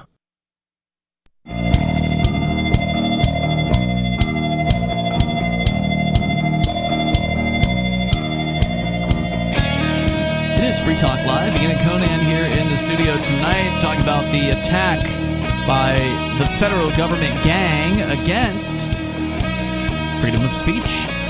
Oh, no, it's not an attack. Not an attack. It's a coordinated effort on their part to keep us safe from domestic terrorists. Just trying to keep you safe. And Putin, you know. Sure. Yeah? That's what they're saying. That's what they say. That's what they always say. You believe them, right? Because they're so honest. I don't know. You know, I said I was hopeful that this article, this very in-depth article, just breaking all these details down, is really going to wake some people up. And I just don't know. Well, I mean, maybe there's somebody out there that is surprised to hear this news, but yeah. I mean, do you think this is going to have any effect on next week's election? How could it? It might wake some people up. What are they going to do? I mean, okay, vote for the Libertarian. How many people voted for Biden who wouldn't have if they knew about the Hunter Biden laptop? But it wouldn't have done any good if they'd voted for Trump. According to the Trumpers, it would. But they're full of it. They're savior and messiah. They just don't know what Trump was doing. Who signed this into law, by the way? This started under Trump. This whole domestic terror response, stop the misinformation. Trump started this ball rolling, and Biden is continuing to kick it. Right? Like, that's what's happening here. And that's true of all of the presidential powers, that each president has built upon the powers that have been aggregated during the previous presidents, and they never abolished them. Oh, yeah. And that particular president might not have acted on that new law, the new legislation, but you sure as hell as the next one did. I think it is worth bringing up here, since you asked about the election, Conan. Justin Amash had made a post today, which I think really sums it up. He says, when the GOP retakes the House, most of the same Republican politicians who are now apoplectic about unconstitutional surveillance, FISA, the FBI, government collusion with social media companies, Department of Homeland Security, arms to Ukraine, massive spending bills, etc., will vote to support and fund all of it. All of it.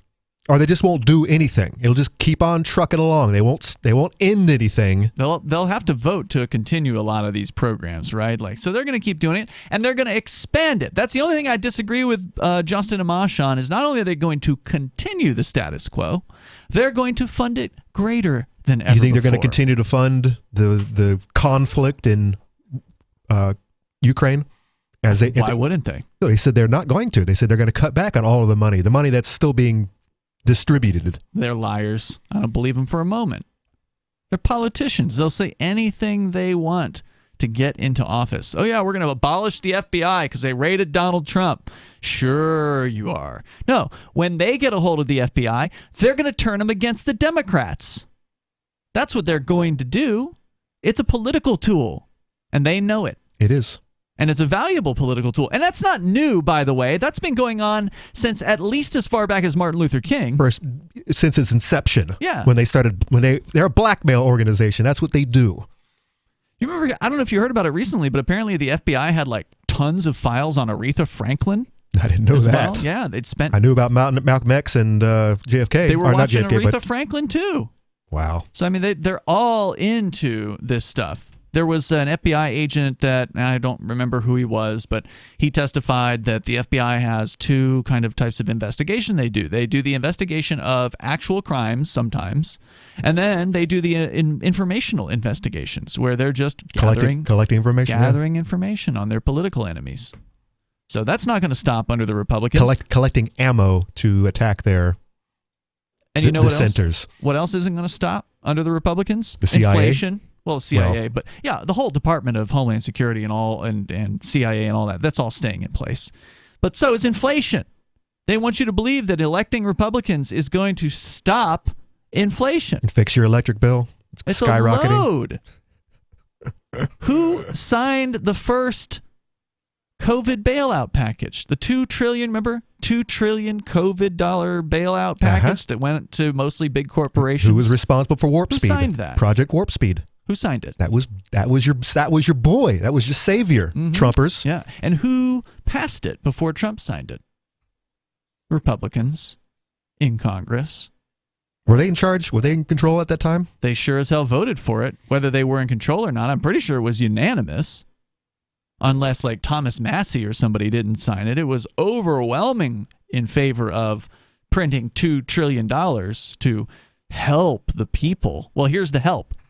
Here's what your $1,200 or $1,400 or however much that first one was. Here's what your check bought you. A $500 electric bill or $4 gasoline or $6 a pound meat at the store. So, and it's getting worse. And the Republicans aren't going to be able to turn it around. Now, they're going to have a convenient excuse. They're going to say, they're going to blame it on the Democrats. They're going to blame it on Biden. They're going to say, well, we want to, but we don't have the, even if we vote to abolish blah, blah, blah. Oh, we're going to abolish the Federal Reserve, which will never be proposed, of course. That's the only way that you would ever be able to stop inflation. But they would then say, well, Biden would never pass it. So whatever we propose, we can't do. So you need to vote for our guy in 2024. And then we'll stop inflation. And if you believe that one, they've got a bridge to sell you. The number here is 603-283-6160. More from The Intercept about the attempt to utilize, not attempt, but the going on program, the federal government program by the Department of Homeland Security to utilize domestic media companies like Facebook and Twitter and Microsoft to crack down on so-called misinformation. So they're talking about how they're working with like-minded governments, civil society, and the technology sector to address terrorist and violent extremist content online, including through innovative research collaborations, according to a DHS strategy document where they identified a broader priority to enhance faith in government. There it is. And that is an important thing to them. Because if people don't believe in the state, they'll stop buying your product and they'll move on. They'll try something different. Now, what that would look like, that's one of the things we like to kind of fantasize about here on Free Talk Live, to visualize what a future without a government monopoly on violence, which is what the state is. Mohawks, motorcycles, no fuel. Mad Max? Yeah.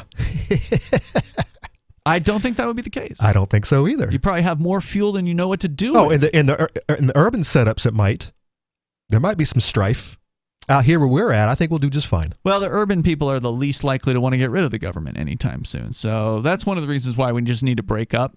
You mentioned the national divorce earlier tonight, Conan, and it's worth pointing out. Remember, national divorce doesn't mean just 2. It could mean 7. It could mean 50. It could mean various different configurations of breakup for this union. But it's got to happen because this has to stop at some point. I think it will. It'll be similar to the USSR. We're going to break up. It gets crushed under its own weight, basically. Oh, absolutely. We can't do this any longer. The pyramid is crumbling. It's going to fall apart. And yeah, in order to get by, the breakup's going to have to happen. It's going to happen. And in some cases, in some situations, in some areas, it will be violent. But I think a lot of the new countries will do just fine. They planted the seeds, by the way. Look, like I said, I don't support violence, but it's them who created the seeds of violence out there. They're the ones who are using violence first. They're the ones who are threatening people. They're the ones who are putting peaceful people behind bars. And eventually you keep pushing somebody and they will snap. Cornered beast. Exactly. And the people are that cornered beast right now. I hope that doesn't happen. I don't call for it. I think violence is not the solution. But I understand how beasts operate, and humans are just beasts. Meat sacks. We're just above the level of throwing poop at one another, and we use bombs instead of poop, right? Like, we're not that much higher than shrieking some monkeys. People, you watch Walmart, people of Walmart. Yeah. I'm sure there's some video of some people actually throwing poop at each other. I'm going to see some shrieking monkeys tomorrow night too, because there's going to be another debate. Bonnie and I are going to go to tomorrow outside of the debate for Senate here in New Hampshire. They're getting rowdy? No, they're shrieking monkeys. They just chant at one another. They chant the names of the Republicans and the Democrats, the people that attend these things and stand outside. It's just so mindless. There's more coming up, but it could be interesting as well. So we'll report back. More on the way here. It is Free Talk Live. Among other things, I've been called frugal. I'm Holland Cook with Inflation Hacks. Hey, it all adds up, so it makes sense to question every expense now. For instance, can you live without your telephone landline? That bill shows up like clockwork month after month, while you make most of your calls on a smartphone, right? Unless you need what we used to call the phone company for internet access. Cut the cord and take a closer look at your credit card bill. What recurring charges can you live without? Apps like Truebill help you track and manage your subscriptions. If you bank with Bank of America, their free Keep the Change feature rounds up your purchases to the next dollar and deposits it into your savings account. It all adds up. How are you coping? Post your inflation hacks at andyoucanquoteme.com.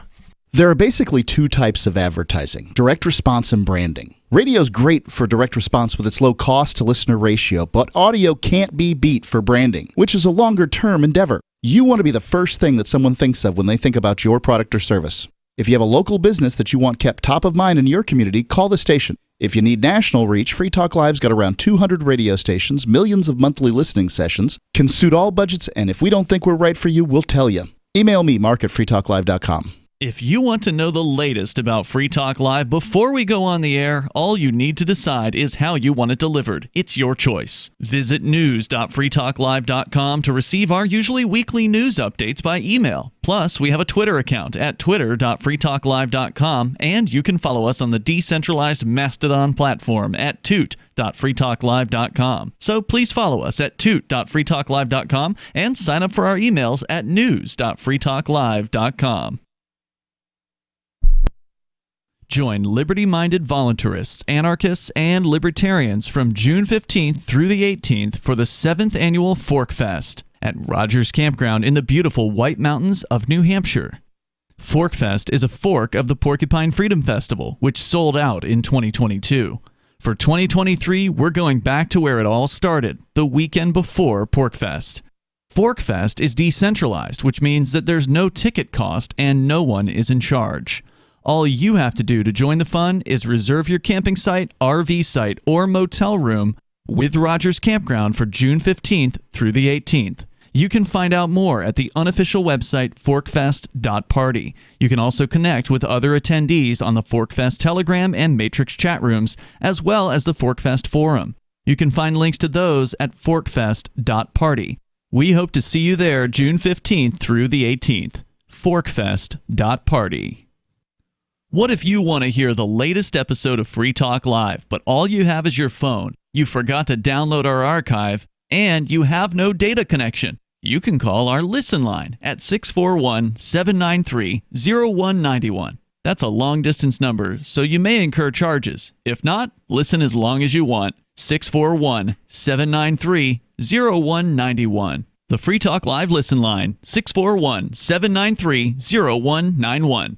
Looking for a great real estate investment? Consider New Hampshire, which is ground zero for the Liberty Movement. Your first call should be to Mark Worden from Porcupine Real Estate. He's more than just a real estate agent. He's your New Hampshire concierge. Where are the best places to live? Do you want farm, city, the burbs, or forest? Do you want a duplex or multifamily building so that renters pay your mortgage? There are homes in all price ranges in New Hampshire, and Mark can help with financing too. Invest in liberty and property. Mark Worden can help. PorcupineRealEstate.com. Our Matrix server is about as free as internet chat can be. Join the existing rooms or create your own at chat.freetalklive.com.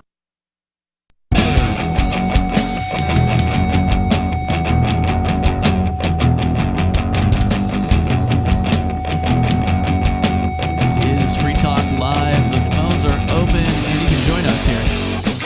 Bring up whatever you want, though we are talking mostly about the repression of opinions that some people don't like, specifically opinions that might be critical of the U.S. federal government. And the Department of Homeland Security is involved in this quote-unquote work.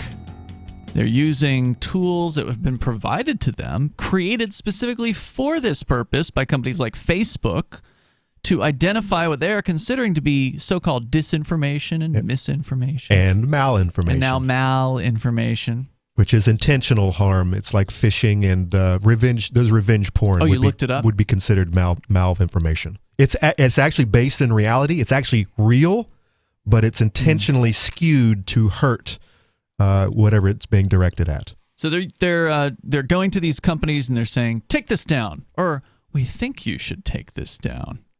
You ought to take this down. You took it down last time and everything turned out all right.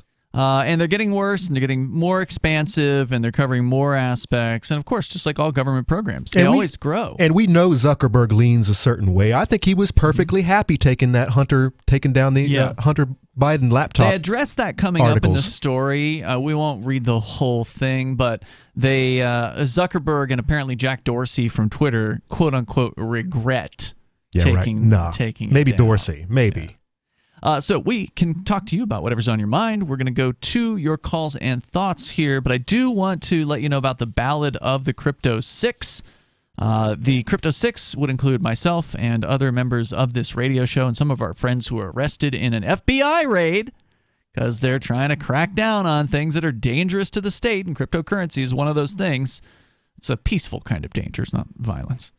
But they arrested us in a violent raid against our homes and our persons and charged us with a bunch of BS, victimless so-called crimes. I am going to court as soon as maybe next month for these charges. And if you want to support an upcoming documentary, you can do that over on the Indiegogo page, balladofthecrypto6.com. I am not the producer of this movie. There is an independent crew that's putting this together, but we're promoting it because I think it's a good idea. I hope to see this happen. It's closer than it's ever been, at over 50% of the way to its goal. You won't see that on the Indiegogo, and that's because somebody donated some Bitcoin to the project, so it doesn't show up there. But it is over 50% of the way, so thank you to the people who have backed this already, but if you want to earn some perks like T-shirts, possibly hosting Free Talk Live, dining with some of your favorite hosts, you can go to Ballad of the Crypto 6 with the numeral 6.com to find that there. As we go to the phones here, Henza is on the line in Arizona. What's on your mind, Henza? Hey, guys. Conan posed a question earlier tonight about the intercept. Will it actually change any minds? And in many conversations online, I've noticed that people just absolutely refuse to even read this article, calling it out and calling it false. And, and it's... Well, it's too long, man. No one's gonna take the time to get past the first 3 paragraphs. At least the first 3 paragraphs are good to go. Yep. Give you a good idea of what's going on. But, yeah, I don't even think they can do that. Absolutely. I mean, this should be like the Watergate of our generation, watching just how much our elections, politics, not our, but their election and politics and everything that they have is just being completely, corrupted, and people just have no power. Their votes don't matter anymore. Even the platforms they talk on, they can't even have free speech or say what they, would like to say without being manipulated. This is true. Yeah, it's frustrating. What do you want to do about it? Well, for me, I just leave in $1. I've basically sold almost everything I have, or every dollar I have, for just different things. And I got into Bitcoin and stuff like that. Nice. Left the country, and I particularly just live on the outskirts of society because I can't necessarily support myself without some of the things in society. But yeah, I'm doing as much as I can just to kind of like walk away from the system itself. It's just complete trash. I love what you guys are doing over there in New Hampshire, especially in Keene. Like, you can go to, like, how many stores you have now that accept Bitcoin over there? It's not enough of them, but several. I mean, there's... Can I, get my groceries? No, unfortunately, we're not there yet. There is one convenience store. We actually had 3 at one time. One went out of business. The other one sadly stopped taking crypto earlier this year. And then one is still accepting cryptocurrency. But there's a doctor, there's a dentist, there's a car repair place. There are a few restaurants as well. So we got some nice fundamentals where you can spend crypto here, and some gold-back acceptance as well, which of course is a great alternative to the dollar for those that aren't interested in crypto. Gold is a long-time winner when it comes to being a great alternative currency, and the gold-backs are actually being accepted by a handful of places as well. Not as many as crypto, but it's also newer. Yeah, give it another year. Things are good looking up. And gold will go a little bit wider. Yeah, I'm thinking inflation is going to change a lot of hearts and minds. Motivate people. It's going to motivate people to want to think differently and accept different types of currency. I just paid my dentist with goldbacks this last week. This is the same guy that takes the cryptocurrency, but since I'm prohibited from using crypto by my bail conditions, I said, hey, can I give you gold today? And he's, what are you talking about? I pulled out the goldbacks, and of course there's this whole process of people just oohing and eyeing over the beauty of this amazing product. So yeah, I mean, this is one of the benefits of getting freedom-minded people together in even a relatively small number. I mean, by no means is Keene, the top recruiting destination for the Free State Project. It's probably, maybe it's a little better than the North Country, but we don't get a lot of people moving here. And so the more people that we can get to come together in the same geographic area like New Hampshire and influence business owners to start taking alternatives to the dollar, the better off those business owners, I think, are going to be in the long run. The happier they're going to be, and we're all going to win, I think, as a result of that. As long as they don't drop a nuclear weapon on us or something. No. Yeah, I think that's my biggest fear about that area is the irrational fear that the United States, it just looks and feels like they're on the precipice of nuclear war. NATO and Russia, and then even China trying to outmaneuver the United States in the Southern Pacific. So it just the political environment just seems so scary. That's the reason why I'm attracted to Mexico. And we have like 14 businesses that accept crypto down there. None of them grocery stores, of course. And but you guys are doing quite a bit in New Hampshire. That's extremely impressive. When you say 14 businesses, do you mean all in like Puerto Vallarta or in all over Mexico? No, in Puerto Vallarta, spread around the bay and Bucerias and Nuevo, stuff like that. That's cool. That's a decent amount. 14 is probably more than most American cities have. Yeah, we were working hard at it, just running around. We were having a huge uphill battle because there's so many vaccine refugees over there trying to fight the vaccine mandates and the mask mandates and everything like that all the time. So, are there still mask mandates in the area of Mexico and Puerto Vallarta? As far as I know, they just recently let them go, probably a few months ago. Yeah, it was awful there. I couldn't believe how long they held on to it, but they literally hired people to stand at the door and not let you in unless you were wearing a mask. And it was just, it wasn't the private businesses. It was all the corporations out there, like Walmarts and Sam's Club and Costco's and stuff like that wouldn't let you in. But, you go to the smaller shops, forced us to do business with smaller people, which was better for us anyway. Yeah. All right. When you consider, I'm over here at Cryptida. There are 28,000 Bitcoin ATM machines in the U.S. That's amazing. Someone's buying Bitcoin. Yeah, you better believe it. But it's sad that it's not being spent anywhere except like online, I guess, and the dark web. Yeah. Yeah, it's crazy. Every time I go out here in Tucson, I'm asking people, will they accept crypto? I go to small businesses most of the time. I won't go to the chains and stuff like that. And I can't even get servers to accept it out here. Some people don't even know what Bitcoin is, which just, I'm floored by in it. 2022?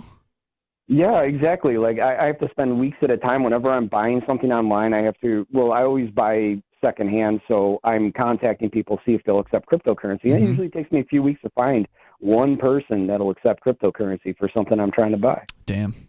Have you looked into like Bitcoin debit cards? Yes. I currently do have a Bitcoin debit card. Actually, I have two of them. And that's good. What company are you using, if you don't mind asking? Oh, the evil Coinbase on one and BitPay on the other. I was like the early BitPay guy, so I got a BitPay like, I don't know, 2016, I think. Yeah, I had the BitPay at one time. Obviously, I don't have it at this point, but I replaced it actually with Crypto.com and then Uphold as well. And the thing I like about Crypto.com and Uphold, neither of which I'm allowed to use at this point, but the thing I like about them is they give you actually a little bit back. Nice. The BitPay one doesn't give you anything back, so there's no like real incentive to use it over a normal credit card.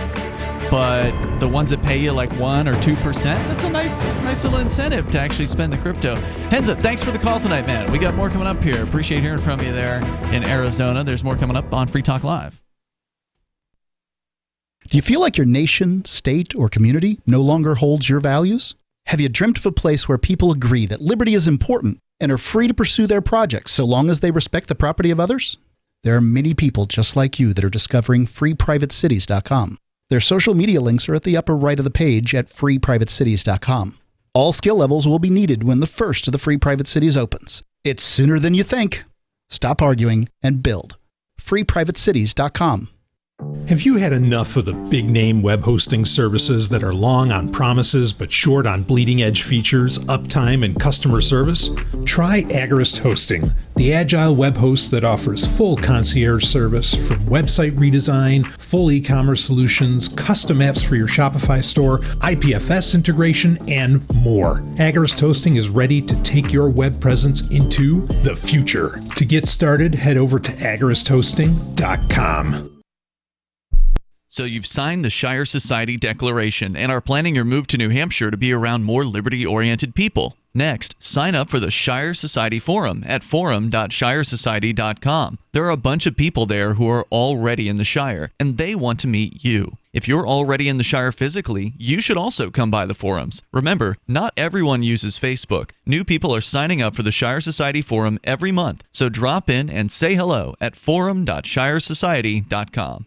Tired of cancel culture? Sick of mega tech corporations holding an axe over your head? Join the LRN.FM Matrix chat server. It's self-hosted, so no one else can tell us what to do or say. Don't like the existing channels? You can make your own. You can even connect into some of our channels from other Matrix servers. It's federated. For the full LRN.FM Matrix experience, though, you should join our server via the step-by-step instructions at chat.lrn.fm.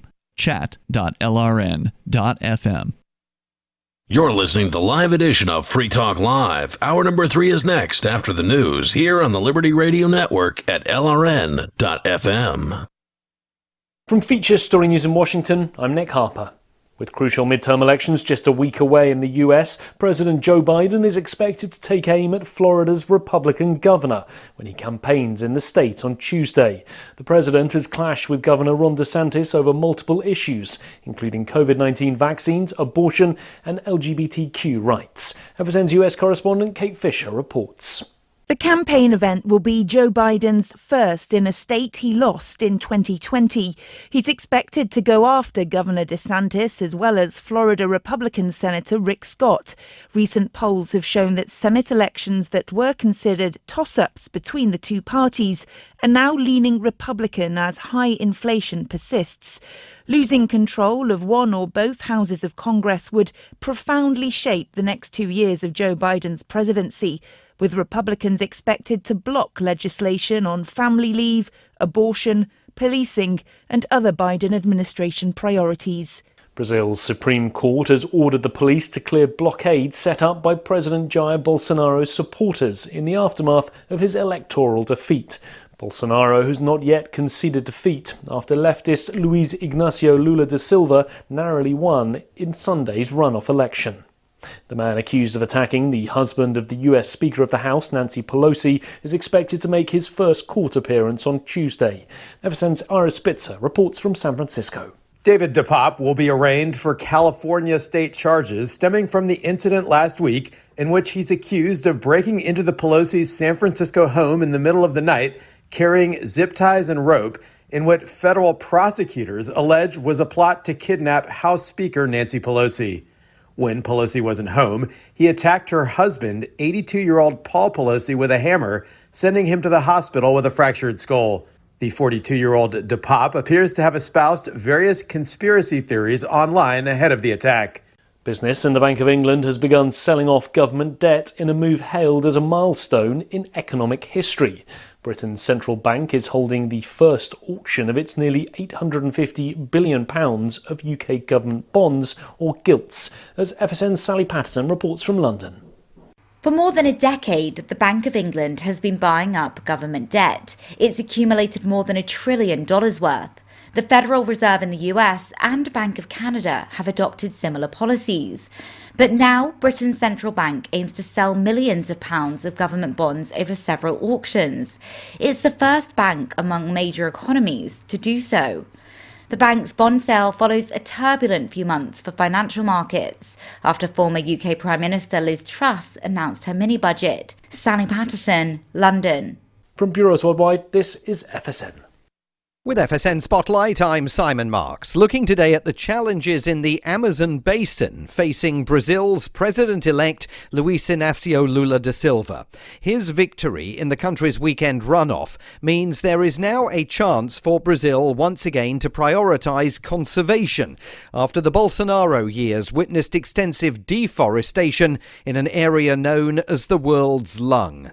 Annie Altanar heads an environmental organisation in Brasilia called IPAM, the Amazon Environmental Research Institute. What is happening right now in the Amazon the recent years is that the increase in the deforestation in public lands was really high. People are taking over public lands and speculating with it. And this is very linked with the organized crime that is also linked with illegal mining, illegal logging. What President Lula will confront is really the organized crime that took over of the interior area of the Amazon. And this is going to be hard. How to bring governance again to the further areas of the Amazon. And this is what he has to do now. Making that task all the more complex, the extent to which organised crime is already dug in and willing to turn to violence to protect the gains made during the Bolsonaro administration. With FSN Spotlight, I'm Simon Marks. And the main news again. With crucial midterm elections just a week away in the US, President Joe Biden is touring Florida, where Democrats are trailing in the polls. Brazil's Supreme Court has ordered police to clear blockades set up by President Jair Bolsonaro's supporters following his electoral defeat at the weekend. And the man accused of attacking the husband of the US Speaker of the House, Nancy Pelosi, is making his first court appearance. That's Feature Story News. Nick Harper reporting.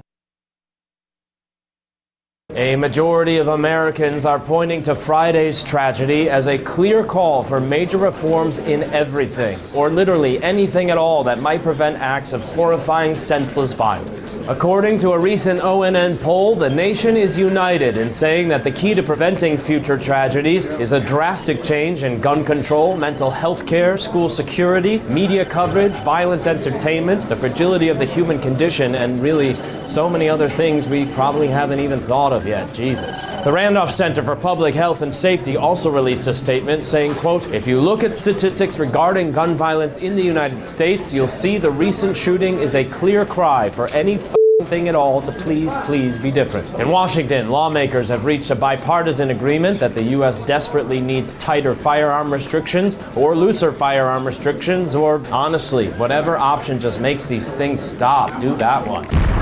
This is the Onion News Network.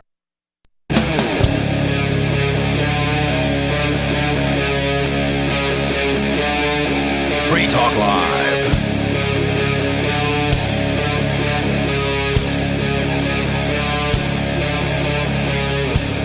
It is Free Talk Live. You can join the show. You can bring up anything you want.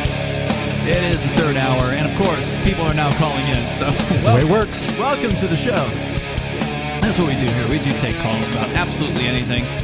The focus of the program, it's been a little unusual tonight. We've been kind of focused on one topic, and that is thanks to a very in-depth story at The Intercept, which we were already cutting some parts of this out.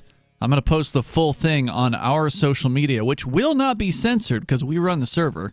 So you just go to social.freetalklive.com. I haven't posted it yet, but by the end of the show, I will have it up there. It's over at The Intercept.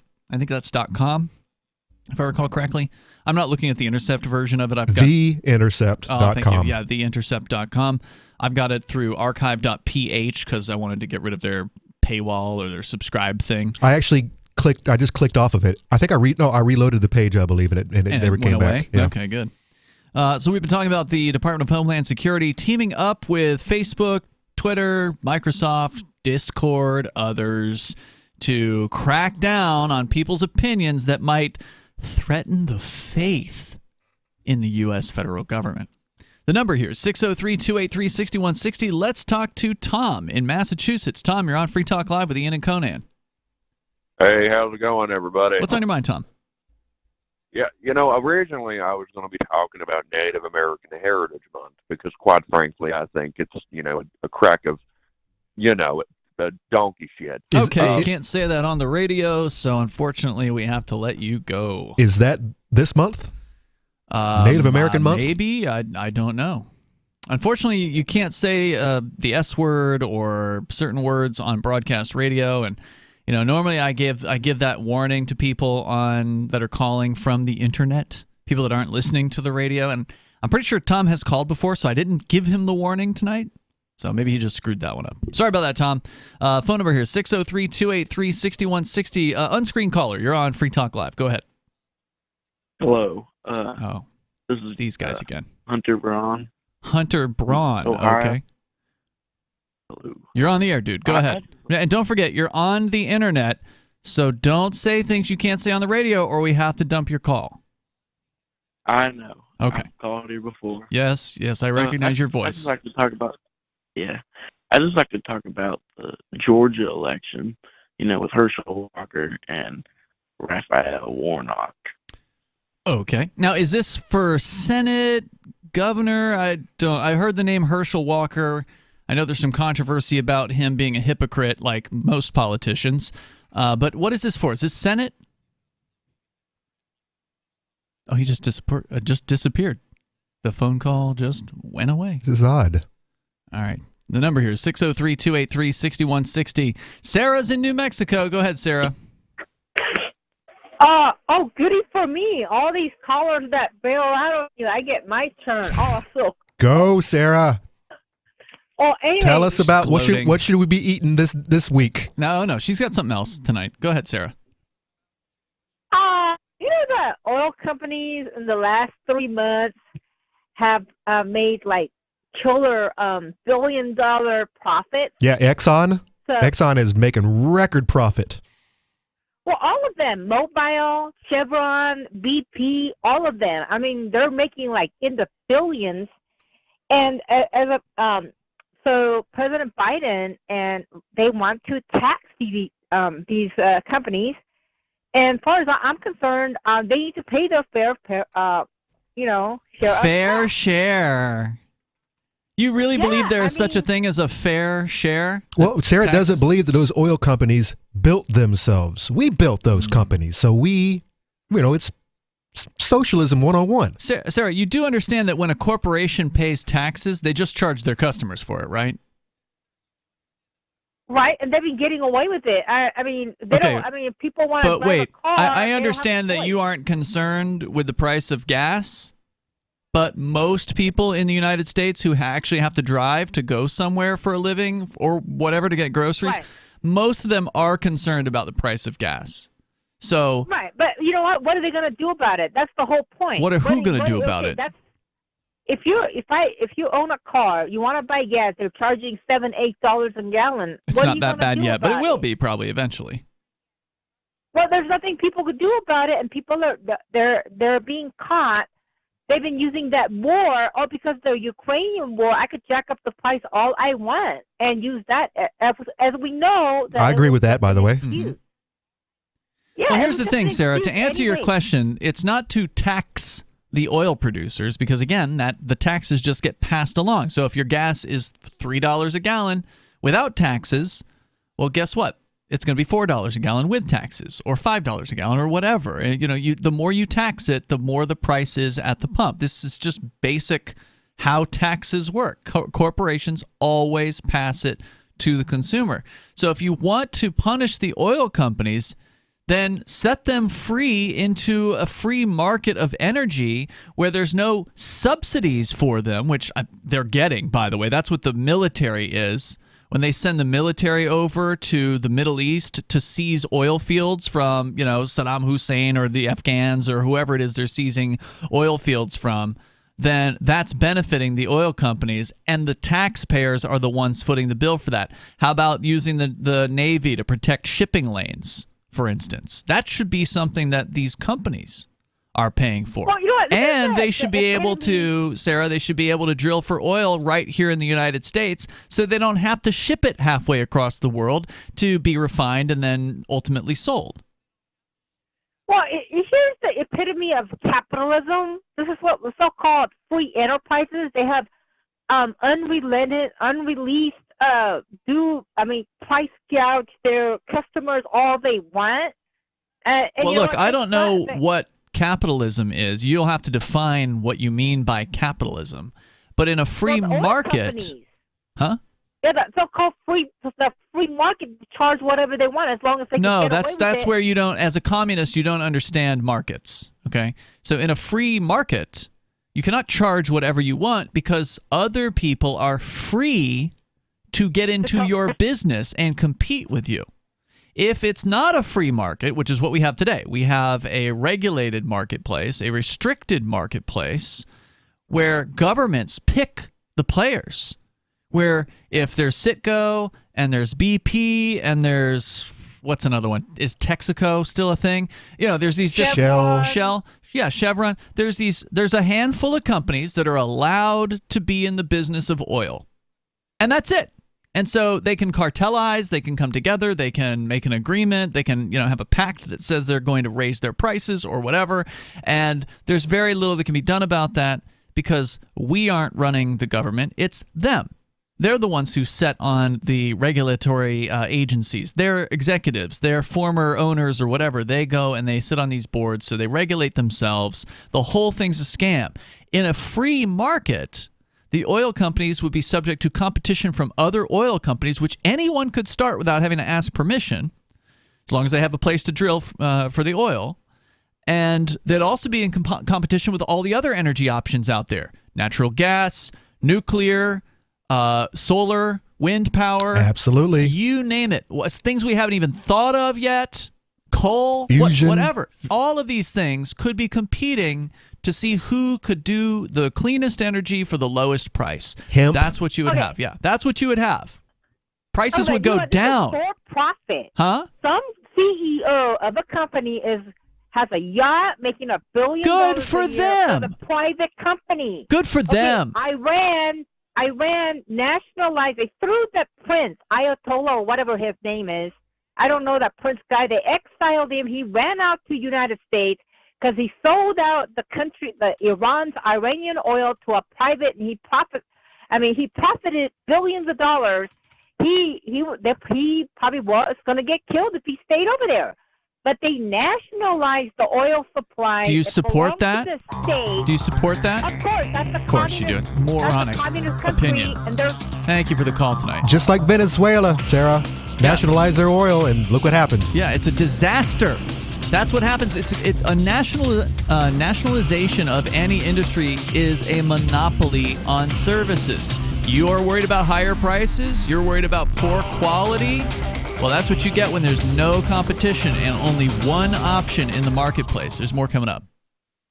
Did you or someone you love work, live, or serve at Camp Lejeune between 1953 and 1988? If you or someone you know lived, served, or worked at Camp Lejeune between 1953 and 1988 and has cancer, Parkinson's disease, or another serious health issue, they are entitled to compensation. To see if they are eligible, they need to call Liberty Legal. Contaminants in the drinking water have led to these serious diseases, and legislation is now available for veterans and family members who may qualify for financial help from the government. There may be a time deadline, so don't wait. Call 888-918-1037. Anyone that has lived, worked, or served at Camp Lejeune from 1953 to 1988 and has had cancer, Parkinson's disease, or another serious health issue, the money is already set aside. 888-918-1037. 888-918-1037. Gold and silver. You can own the most stable assets in recorded history with BullionMax.com. Buy direct from BullionMax.com without talking to a salesperson, and your precious metals shipped fully insured directly to your home. Free Talk Live can get you their silver starter kit at employee pricing. Just go to BullionMax.com/FTL. It includes 5 ounces of the most desirable silver products plus a free gold bag. This offer is limited to 1 per household, so get yours now. Go to BullionMax.com/FTL.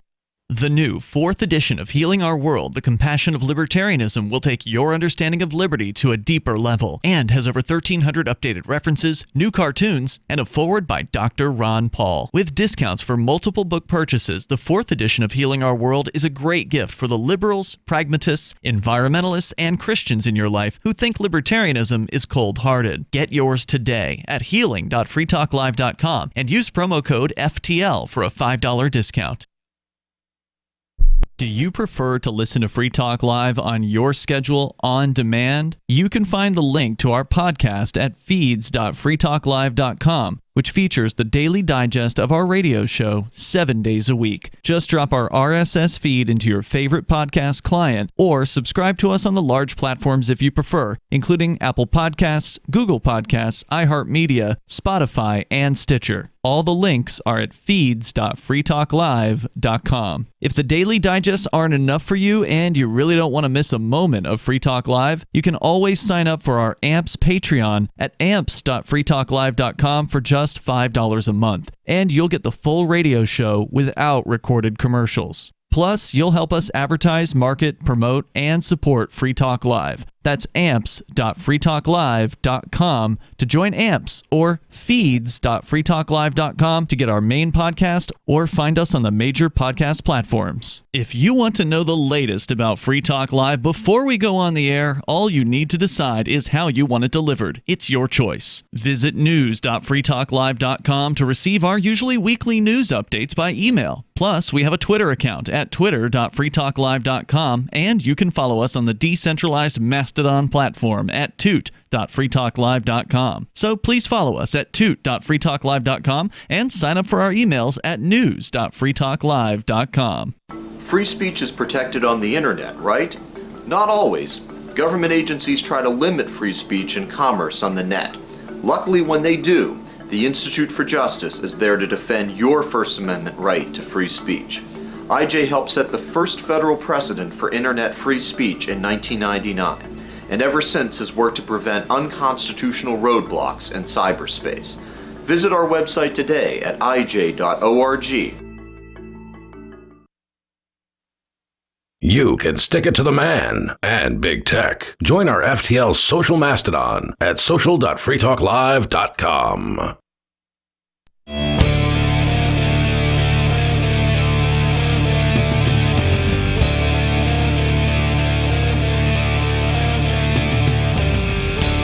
It is Free Talk Live. You can join the show here, and you can bring up anything you want. In the studio with you, it's Ian. And Conan. You join us online, of course, at freetalklive.com. Phones are open, and that's what we do here. We take your calls about anything you want. But if you say something you're not allowed to say on the radio, unfortunately, we have to dump your call. And technically, we don't really have to. I mean, we have to hit the dump button. We don't have to drop the call. Right. But you have to set an example. Yeah, we can't just keep letting people who use profanity that's not allowed on the radio to continue on the air. It's like we gotta do something about it. So I said to the guy who said the S word on the air in the last segment, we had to dump his call. He called back during the break, and so I picked up the line and said, "Tom, you can't say the S word on the radio." And he immediately started into a torrent of expletives about how it's supposed to be freedom of speech. And wait. It is called Free Talk Live. It is. You're free to call in and talk about things you want to talk about, but we're still on broadcast radio. And as much as it pains me, look, I don't like hitting the dump button. I get no pleasure from this. But because we're on broadcast radio, unfortunately, there's some words that you just can't say. You can say them, but if you say them, you're not going to stay on the air. So we have to have some sort of consequence. Go to YouTube, Google George Carlin's naughty words or whatever it is. What is it? The seven dirty words or something. Those are the words you can't say. Those are pretty much, and there's a few others, but we can't say it. We can't tell you what they are on That's what I'm saying. Go talk to George. Yeah. When in doubt, here's the rule. When in doubt, just leave it out. Okay? Just remember, even though America is supposedly this free speech country, it's all a bunch of BS. And if I could do it for 3 hours, I know you can do it. You're not that profane. I'm pretty profane. I've been slipping up lately. I think I'm getting older, and I'm not caring anymore about what people think. Yeah, screw them. Cussing with my boss and my new coworkers who just met me. They just know me for like 2 minutes, and I'm already dropping F-bombs. So we're going to go back to your phone calls and your thoughts. Of course, you can bring up whatever you want. The number is 603-283-6160. Let's go to the phones. We actually have the young gentleman who was on the line here. He said something happened to his phone. He didn't say anything he wasn't supposed to say, so we're giving him a second crack here. It's Hunter on the line with us, calling from somewhere. Hunter, you're on Free Talk Live. What were you calling about? I don't think we even got to that point with your call. Talk about why I should live here. Oh, man, you're on a real bad line. We're going to come back to you in a little while. Let's try Elijah calling from Odyssey. He's watching us on the Odyssey platform at video.freetalklive.com. Elijah, what's on your mind tonight? Hey, guys. How's it going? What's on your mind, dude? Go ahead. Yeah, so I kind of wanted to talk a little bit about the midterm elections because I saw that they were kind of a hot topic a few nights ago. And I don't think some of the things that need to be touched on are getting touched on right now. Like what? Sorry, what? Like what? Well, I think a lot of people believe that the Republican Party right now cares about, the candidates that they're putting up in these races. I'm actually coming right now from Pennsylvania. And, we have, Dr. Oz, and we have the other guy that's running for governor. No. I'm not talking about Fetterman. I'm talking about the other guy that's running for governor against what's his name? The guy I have no idea. I'm not too informed to know about it. It doesn't matter who they all are. They're all a bunch of lying scum. So what about them? Exactly. They're scum. Yeah. And I think the thing that people are forgetting, right, is that this is the same Republican Party that supported insurrectionists and all this other thing. I mean, they still defend Marjorie Taylor Greene to this very day. Well, let's be clear. They won't defend insurrectionists if they are in control of the federal government. Then they'll be turning the FBI against the Democrats because they're all just constantly infighting with one another, and the American people's freedoms are the ones that suffer. I don't think they could take the FBI. I think the FBI is compromised. They're left. No, dude. Yeah. They'll do whatever they're told. I don't think so. All right. Well, what else, Elijah? And so what I was going to say is I really feel like right now people are forgetting in these midterm elections. They keep saying, we have to fight back against the Republicans. This is what the Republicans have done. The Republicans need to condemn these radical right, opponents to democracy and things like that. But I also think that they're forgetting that these people don't care. I mean, these are right-wing, or not even right-wing, extremist-wing Republicans that have nothing better to do than, Well, none of them care. The Democrats don't care. The Democrats don't care either. These are, for the most part, you use the term extremism, but to me, all statism, all belief in, that the idea of the state is extreme because you're using you're using violence against your neighbors. You're threatening your neighbors with violence, whether they be lefties or righties or whatever their beliefs. These people that go and run for federal office, and most state offices for that matter, are psychopaths and sociopaths who are all into the idea of lording power over their enemies. Wait a minute. I got to disagree with you there. Really? I don't think we should go out and say that what happened at the Capitol was necessarily wrong, right? I mean, look at the facts. The election was, in fact, stolen. I mean, it was, in fact, 100% stolen. Kamala Harris is not the sitting vice president of the United States, just like Joe Biden is not the sitting president of the United States, right? But let's also remember, right, the truth of the matter. The truth of the matter was, it was an insurrection. It was violent. It was awful and horrible. I got to disagree with you. There really wasn't much violence except for the fact that the cops shot a woman. There was proof. They shot a woman to death. So, there was violence there. No. It was an inside job. Just like it was. I agree there. Absolutely. All over Monica Lewinsky's face was an inside job. Everything here was an inside job. It's all an inside job. The government continues to do these crazy inside jobs to try to persuade the public that there needs significant government change in society, and we're sick of it. We're not going to deal with it anymore. But does that mean vote Republican for radical right-wing candidates who are just spewing bullshit out of their ass? You can't say that. That's another one. I didn't hear what he said before Monica Lewinsky's face, but it sounded dirty, and I wasn't sure what he said. Did you hear it? It's an inside job. I know that, but he said something about her face, and I didn't hear what came before that. I don't know. I'm not sure. Yeah, it got muffled or something like that, but I thought about dropping his call right then, and yeah. But he's saying that people don't care, and I disagree when it comes to the price of your fuel, the price of your electric bill this month, and the price of groceries. That's what people care about. Now, I've noticed here in New Hampshire, there's a lot of new progressives running that I've never seen before, never heard of before, and they're all running, and they're even on my stinking Spotify. I can hear them their ads every 10 minutes. Are they running for state offices? They're running on women's rights to choose. That's it. That's all they have. That's all they've got.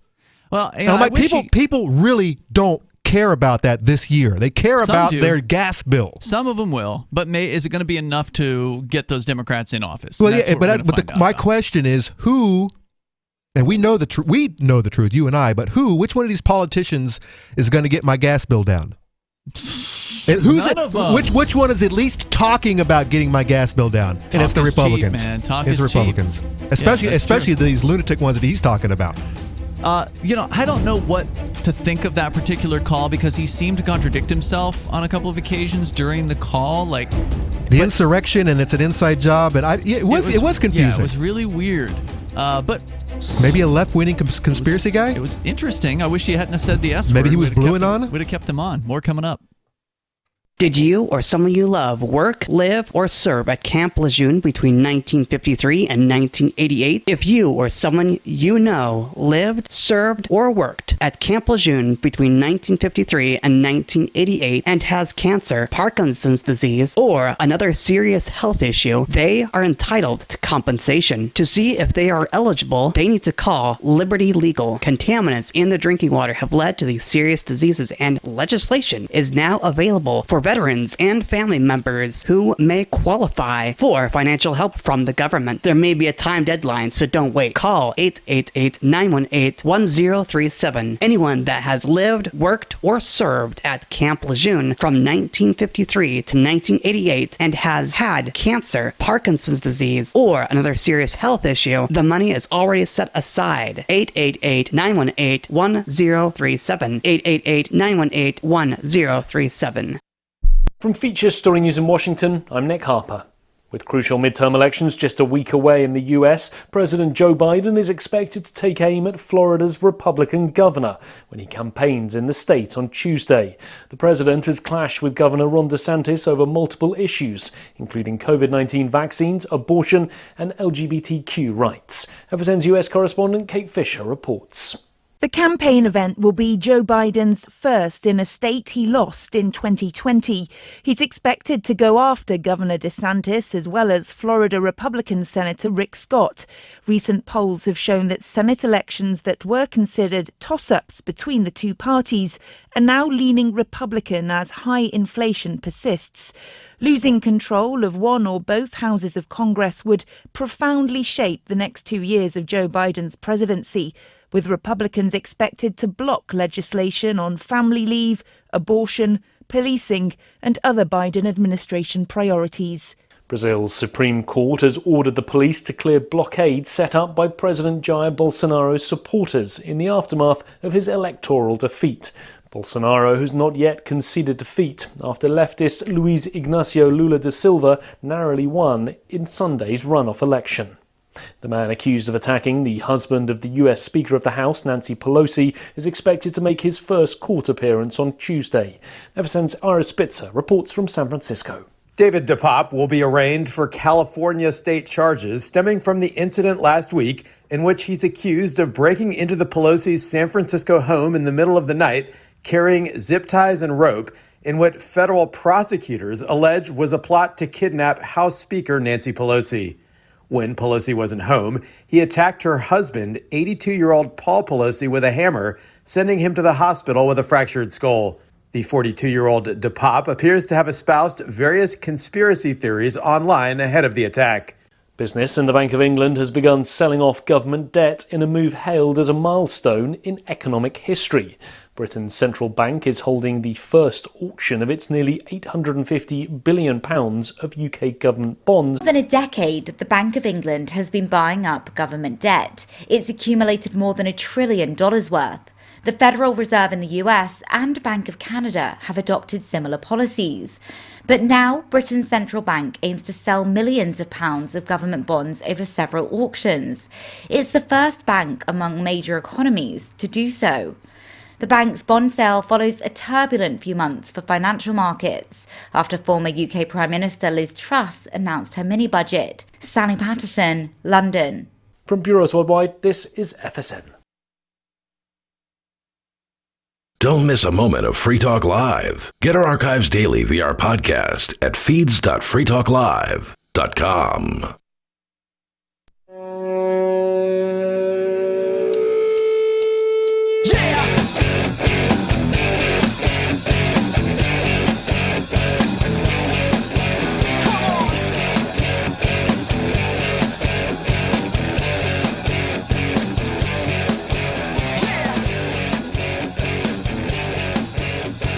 Hey, it's Free Talk Live. Phones are open if you want to join us. Number here is 603-283-6160, and unusually, almost every line on my phone system here is full. So very unusual for a Tuesday night here on Free Talk Live. But I welcome it. You know, I don't mind trolls calling into the show. I think it's fine. I just wish they wouldn't say, you know, things you're not supposed to say on the radio, because then I have to hit the dump button. And let's talk about something other than the midterms. Oh, it's so boring. I was saying during the break, we're talking about the development of AI, the evolution of AI, bots, and I've talked about dead internet theory here, right. where We've basically covered these things extensively since 2016, around that time period, the bots started taking over, the AI started taking over, and you're not really talking to real human beings. And I'm wondering at what level, how far until AI bots are calling into this show They're training them. They're training themselves and learning as we speak. Well, it's funny that you asked that question because when we played a couple, you must not have been on the show. Maybe Dude, that last guy was all over the place. I didn't know where he was going. He could have been AI. could have been an AI. Yeah. Just he's learning. He doesn't know not to say the S word on the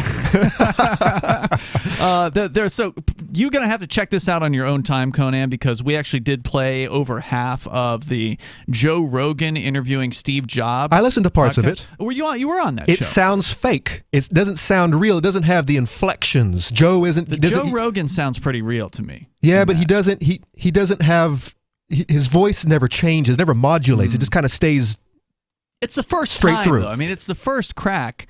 Now, you said that an AI put that together. Yes, the AI is interviewing itself. It almost sounded to me like someone used a voice or a text-to-voice program of Steve Jobs and of JRE. Supposedly, that's not how it happened. And put that together. And if the fact that there's no other AI interviews since then, I think a human being put that together. I don't trust it.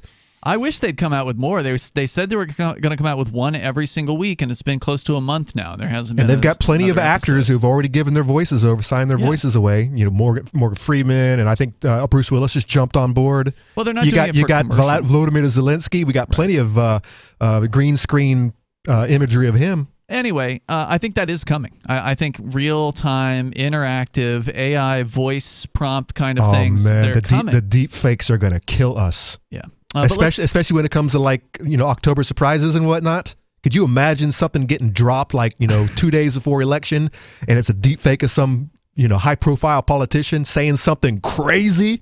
I mean, we've seen images of Joe Biden sniffing little children. And it doesn't do anything, does it? That didn't do anything. He got elected. He got elected. Did he? Yeah. Well, according to that last guy, he's. Let's go to the phones. Not legit. We actually have somebody listening to the radio, WNDB listener out in Daytona Beach, Florida. Jimmy is on the line. Go ahead, Jimmy. Okay, there's no artificial intelligence here. It's all fake. Okay. All right, I'm going to take your word for it. What you got, man? Go ahead. Okay, here it is. You realize that Karl Marx, when he did it, he said the Communist Manifesto, the government was supposed to diminish. Now, I want to ask you guys, New Hampshire succeeds from the Union. What is your plan 1 second after?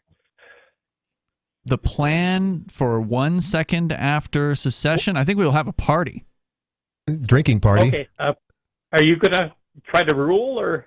Oh, I'm not No. interested in ruling on anybody. I think self-rulership, yes. Yeah. I mean, look, I think those of us who are liberty-minded, those of us who are truly in favor of the individual and individual liberty here, don't want to even see a state government. But that will still exist, likely, upon declaration of independence, because all we're talking about there is cutting off the top layer, the most evil, the most violent, the most despicable government is to get rid of them. Then we still have state level and we still have local level. So we're only getting rid of one tier. But that's so much better to work with. I would much rather I would like to know where the guy who thinks he rules me, I'd kind of like to know where he lives or his phone number so I can call him up. Yeah.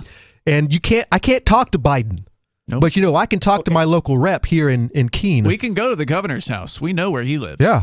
So we've been there. So that's what we're talking about. Yeah. Guys, Lenin and Trotsky said the same thing, and then they turned it into a police state. Now, guys going to be different up there? Yeah, power corrupts. I don't want any of that power. What do you mean? Lenin and Stalin, they wanted that power. Well, hold on. What do you mean Lenin said the same thing? That's what he said. He said they were going to get rid of it, and they tried it, and then it didn't. Oh, you're talking fail. about the communist supposed vision of, first we have to increase the power of the state in order to get rid of it. It's a ridiculous They said that theory. to get power. It's a ridiculous theory, first and foremost, because obviously if you give government power, it never gives it up. So we're talking about decentralizing power. We're talking about getting rid of an entire layer of coercion off of people's backs. That instantly will make the people of New Hampshire some of the wealthiest people on the planet. New Hampshire's already fairly wealthy overall. It's kind of a destination for wealthy people to retire and that sort of thing because there just aren't as many taxes here. And then there will be even fewer taxes, fewer regulations, fewer controls. Keep our money, not sending it off to the feds. Right. You keep your own money. That means you've got more to spend on yourself, your family, your business, your employees, your charities, and that sort of thing. And then from there, because you have to remember, in order to get to the point of secession, you have to have a population that values the ideas of independence. Otherwise, we're never going to get to that point. So you've got a population that values those ideas. They're going to be electing people that understand freedom. We're going to see the state government reducing in size. And we've already seen there was a budget cut last year in the state government here in New Hampshire. So as long as free staters and libertarian, freedom-minded people continue to be elected in larger numbers, you're going to see the size of the state and its influence over people's lives decline. So government is going to be on a track towards getting smaller here, the more small government and anarchist, libertarian, voluntarist types we have moving here. It's just inevitable. Okay, that's what Lenin said. No, it is not what Lenin said. Lenin was a killer. You're just making that up. You're not going to control that population. I guarantee. That's not the goal. I don't want to control anyone except myself. Okay, let's put it this way. I'm a serial axe killer. I want to be free in New Hampshire. What are you going to do about it? You're going to get do you know shot. how many gun owners are in New Hampshire? You're going to die. I'm a serial axe killer. There's no gun. No. We have the guns. There's a ton of guns Don't bring an axe to my gunfight, man. Yeah. There's a reason why you don't see. There's a reason why New Hampshire is the safest state. As far and Vermont, because you don't know who's carrying. Because it's all of us. A ton of people are armed here, not only in their homes but on the streets. Little old grandmas, they got guns in their purses. I can guarantee it. I've seen people on Huh? What? No. Okay, I'm going to come there. I'm going to kill 10. What are you going to do with me? You're going to die. You're going to be shot to death. What about those 10 people I just killed? You didn't get past the first one. Oh, sure. It's not going to work. Brother. Okay, Jimmy, I'm sorry. Where's Jimmy calling from? He's from Florida. He's from Florida. Jimmy, you sound like a northerner. Did you leave New Hampshire a long time ago? Vermont, New York, Massachusetts. No, I was born in Wisconsin. One of those. Okay, that's why he's on the East Coast. A lot of the Wisconsinites go to the East Coast. The New Yorkers go to the West Coast. Look, man, you just don't understand what it's like here in New Hampshire. You don't have to ask permission. I know what it was like in Florida. I was born and raised there, and when I turned 21, my dad gave me the stack of papers in a manila envelope and said, all right, here's what you got to do to get your gun permit. And I was like, screw this, and I throw that crap out. But here in New Hampshire, you can carry a gun openly or concealed, as long as you're not a felon, without asking any government permission, Jimmy. Do you understand that? Yes, I do. Well, that's a huge difference between here and there. So you go anywhere and you try to pull your axe murderer stuff. Ain't gonna fly. And you ain't gonna make it very long. You sure as hell aren't getting to 10. Thanks for the call tonight. We'd be happy to hear from you another night, but we got a bunch of other people that want to get in here. I mean, it was an interesting call. Yeah, good question. The whole Lenin thing, though. That's ridiculous. What did Lenin say? There's more coming up here. It's Free Talk Live. We have some good news. The indictments against Ross Ulbricht in the District of Maryland were dismissed with prejudice, meaning they can never be refiled. This is especially good because those indictments contain the only charge ever made that Ross engaged in murder for hire. This was a serious allegation that Ross Ulbricht denies. It was never prosecuted or ruled on by a jury, but was trumpeted by the federal government and the media as if it were proven fact. The Maryland court held these indictments for almost 5 years, poisoning Ross's case and leaving him under a cloud of unproven allegations.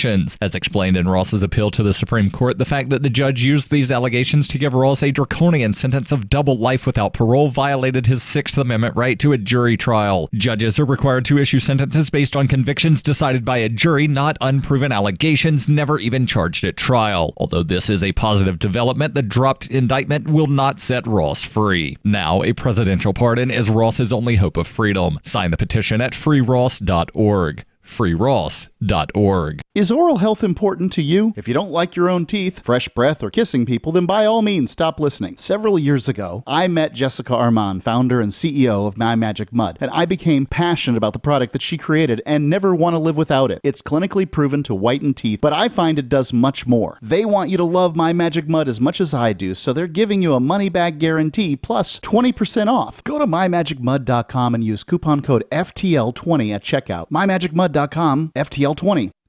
What if you want to hear the latest episode of Free Talk Live, but all you have is your phone, you forgot to download our archive, and you have no data connection? You can call our Listen line at 641-793-0191. That's a long-distance number, so you may incur charges. If not, listen as long as you want. 641-793-0191. The Free Talk Live Listen line, 641-793-0191.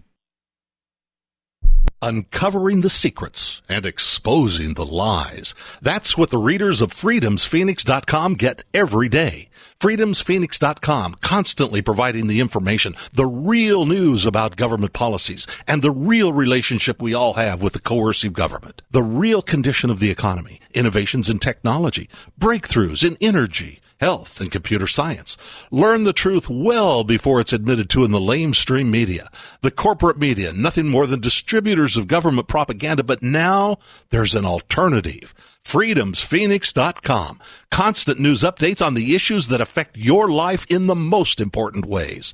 With liberty and property under constant attack, freedomsphoenix.com provides the understanding behind the propaganda, and it encourages the participation of its readers. Go to freedomsphoenix.com. That's freedoms with an S, phoenix.com. freedomsphoenix.com. The revolution between the ears has already happened. Tired of cancel culture? Sick of mega tech corporations holding an axe over your head? Join the LRN.FM Matrix chat server. It's self-hosted, so no one else can tell us what to do or say. Don't like the existing channels? You can make your own. You can even connect into some of our channels from other Matrix servers. It's federated. For the full LRN.FM Matrix experience, though, you should join our server via the step-by-step instructions at chat.lrn.fm. chat.lrn.fm. There are basically two types of advertising, direct response and branding. Radio's great for direct response with its low cost to listener ratio, but audio can't be beat for branding, which is a longer-term endeavor. You want to be the first thing that someone thinks of when they think about your product or service. If you have a local business that you want kept top of mind in your community, call the station. If you need national reach, Free Talk Live's got around 200 radio stations, millions of monthly listening sessions, can suit all budgets, and if we don't think we're right for you, we'll tell you. Email me, mark@freetalklive.com. We're still not sure why you'd want to watch, but our video feed is streaming nightly for free at cam.freetalklive.com.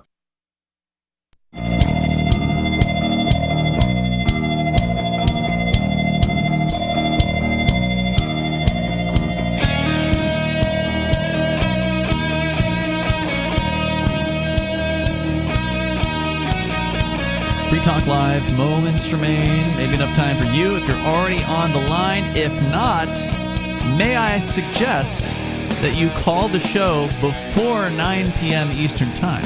Yes. It's like the floodgates open up at 9 o'clock Eastern, and then all of a sudden, which is fine, you can call whenever you want, but we're here actually for 3 hours a night. Maybe some of our 9 o'clock callers think we start at 9 o'clock for whatever reason. No, we're here 7 p.m. Eastern every day. This is just like real life. If you want to get the product, you go to the store before the rush. The early bird gets the worm. Exactly. Yeah. But we're going to go to your calls because that's what we do here. It's Ian and Conan. You can join us online, of course, at freetalklive.com. The features are free. In fact, we also have archives that you can download there. We've got our podcast. You can subscribe to it and get the daily digest version of the show every single day and for free over at feeds.freetalklive.com. You'll find the link to the RSS there. You can put that into your favorite podcast client, whatever one you like. Or maybe you're already on one of the major platforms like the iHeartMedias or the Spotify's or whatever. You can click to the link on each. We've got each of those linked on feeds.freetalklive.com. So you can easily find Free Talk Live on your favorite platforms as well. We're going to go to your calls and thoughts. Cynthia is up first in San Francisco. Cynthia, you're on the air. Go ahead. Hi. Hey. Thanks for taking my call. One thing before we continue, Cynthia, are you on a speakerphone? I can try that. It might be better. No. If you're not on a speakerphone, that's fine. You're always better off when you're on your handset rather than a speakerphone. It just sounded a little bit like you might be on a speakerphone. But if you're on a handset, just keep going. What were you calling about?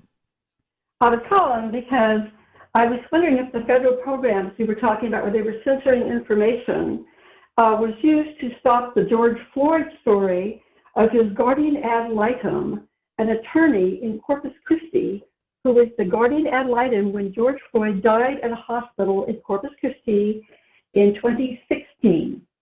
And George he Floyd said, died in 2016? Yes. What? Yes, and he said he tried calling all the media. Nobody wanted the story. So who died in 2020 if George Floyd died in 2016? If you look at enough footage, you'll realize that that was a dummy. Serious. The factory that makes those dummies burned down the first night of rioting. Okay, and there was video of law Conan, this is right up your alley, around, man. I love it. They were hauling around a stretcher that had a torso with a drape on it and obviously no legs. Now, that disappeared about a week after I tried to post the story on Hal Turner's website. Oh, my God, Hal Turner. Is he still around? Yes, he is still around. Is he still a racist? He is a quirky person, but I want you to know he did one thing you're really proud of. He did one thing when he was at the FBI, and he realized that they were trying to use unconstitutional measures to indict and prosecute people that were supposedly white, supremacists, whatever. He held the line, so they got rid of him, okay? And they targeted him, and they put him in prison for 3 years. Right, for writing an editorial. It's hard to feel sorry for somebody who worked with the federal government and then they put him in prison. I'm 68. I'm a retired physician, okay? I went into early retirement because my physicians made so many errors on me. So I went to the library and started going through it and realized they had cooked our textbooks. But listen, back to the story of George Floyd. Okay. Okay. Who you believe is a dummy in 2020. Well, do you know who James Fetzer is? No. James Fetzer? Yeah, he wrote the book on Sandy Hook. No one died at Sandy Hook. This man, James Fetzer, is a retired professor emeritus, okay? And he's also was a captain in the Marine Corps, right? And he and a group of people do exposés of false flags. Okay. And when was I want to focus on George Floyd. That is why you called in. You're welcome to call any night. I want to talk about false flags. I think they're very interesting. There certainly are very many confirmed real life examples of false flags. Gulf of Tonkin being one of them. But let's focus on this theory about George Floyd. I've never heard this one before. I mean, there's usually people just argue over how he was killed, right? Oh no, he was choked to death, or he was on, some kind of heroin. It looks like a Republican congressional candidate pushed this conspiracy theory about George Floyd. Her name is Winnie Hartstrong, a black woman running for Missouri's 1st District, has repeatedly shared her belief that Floyd died in 2016 after his death last month sparked international notoriety. Right. So so this person back in 2020 was going around, I don't know if she picked this up from somewhere, from some 4chan or whatnot. What's the theory, Cynthia, about George Floyd before he was choked to death was allegedly inside a Quickie Mart and had tried to pass off a fake $20 bill, and then the cops got called? Like, there was a lot of stuff leading up to the actual choking incident. Was that also fake, or who was that? What's your story there? Yes, they have identified the actor that was used for the scenes that were videotaped of this man being moved from this place to that place. That is not George Floyd. He looks very close to him, but he's a known actor that, people located his identity. I don't have that information on me. When did they switch him out? Like, there was a certain point at which the police are actually talking to a human being, right? Like, they've come to the scene. There's a human being who you say is an actor who's portraying George Floyd, this supposedly man who was dead for 4 years at that point. The human actor is interacting with the police, because a dummy can't do that, right? Unless you're going to try to say it was a robot or something. So at what point did they swap the actor for the dummy? They're saying Floyd was already dead in 2016. I know that. I'm asking. So that's a very good question. And to answer it, I need to tell you there was footage of this man being led around, and there was a picture, there was a video that happened to include a shot of a local gas station, and those weren't the gas prices in effect at the time of the supposed death of George Floyd. The congressional candidate Winnie, that's what she said. She says the gas prices in the photo don't add up. Right. Right. So, hold on. You're saying the cops choked George Floyd in 2016?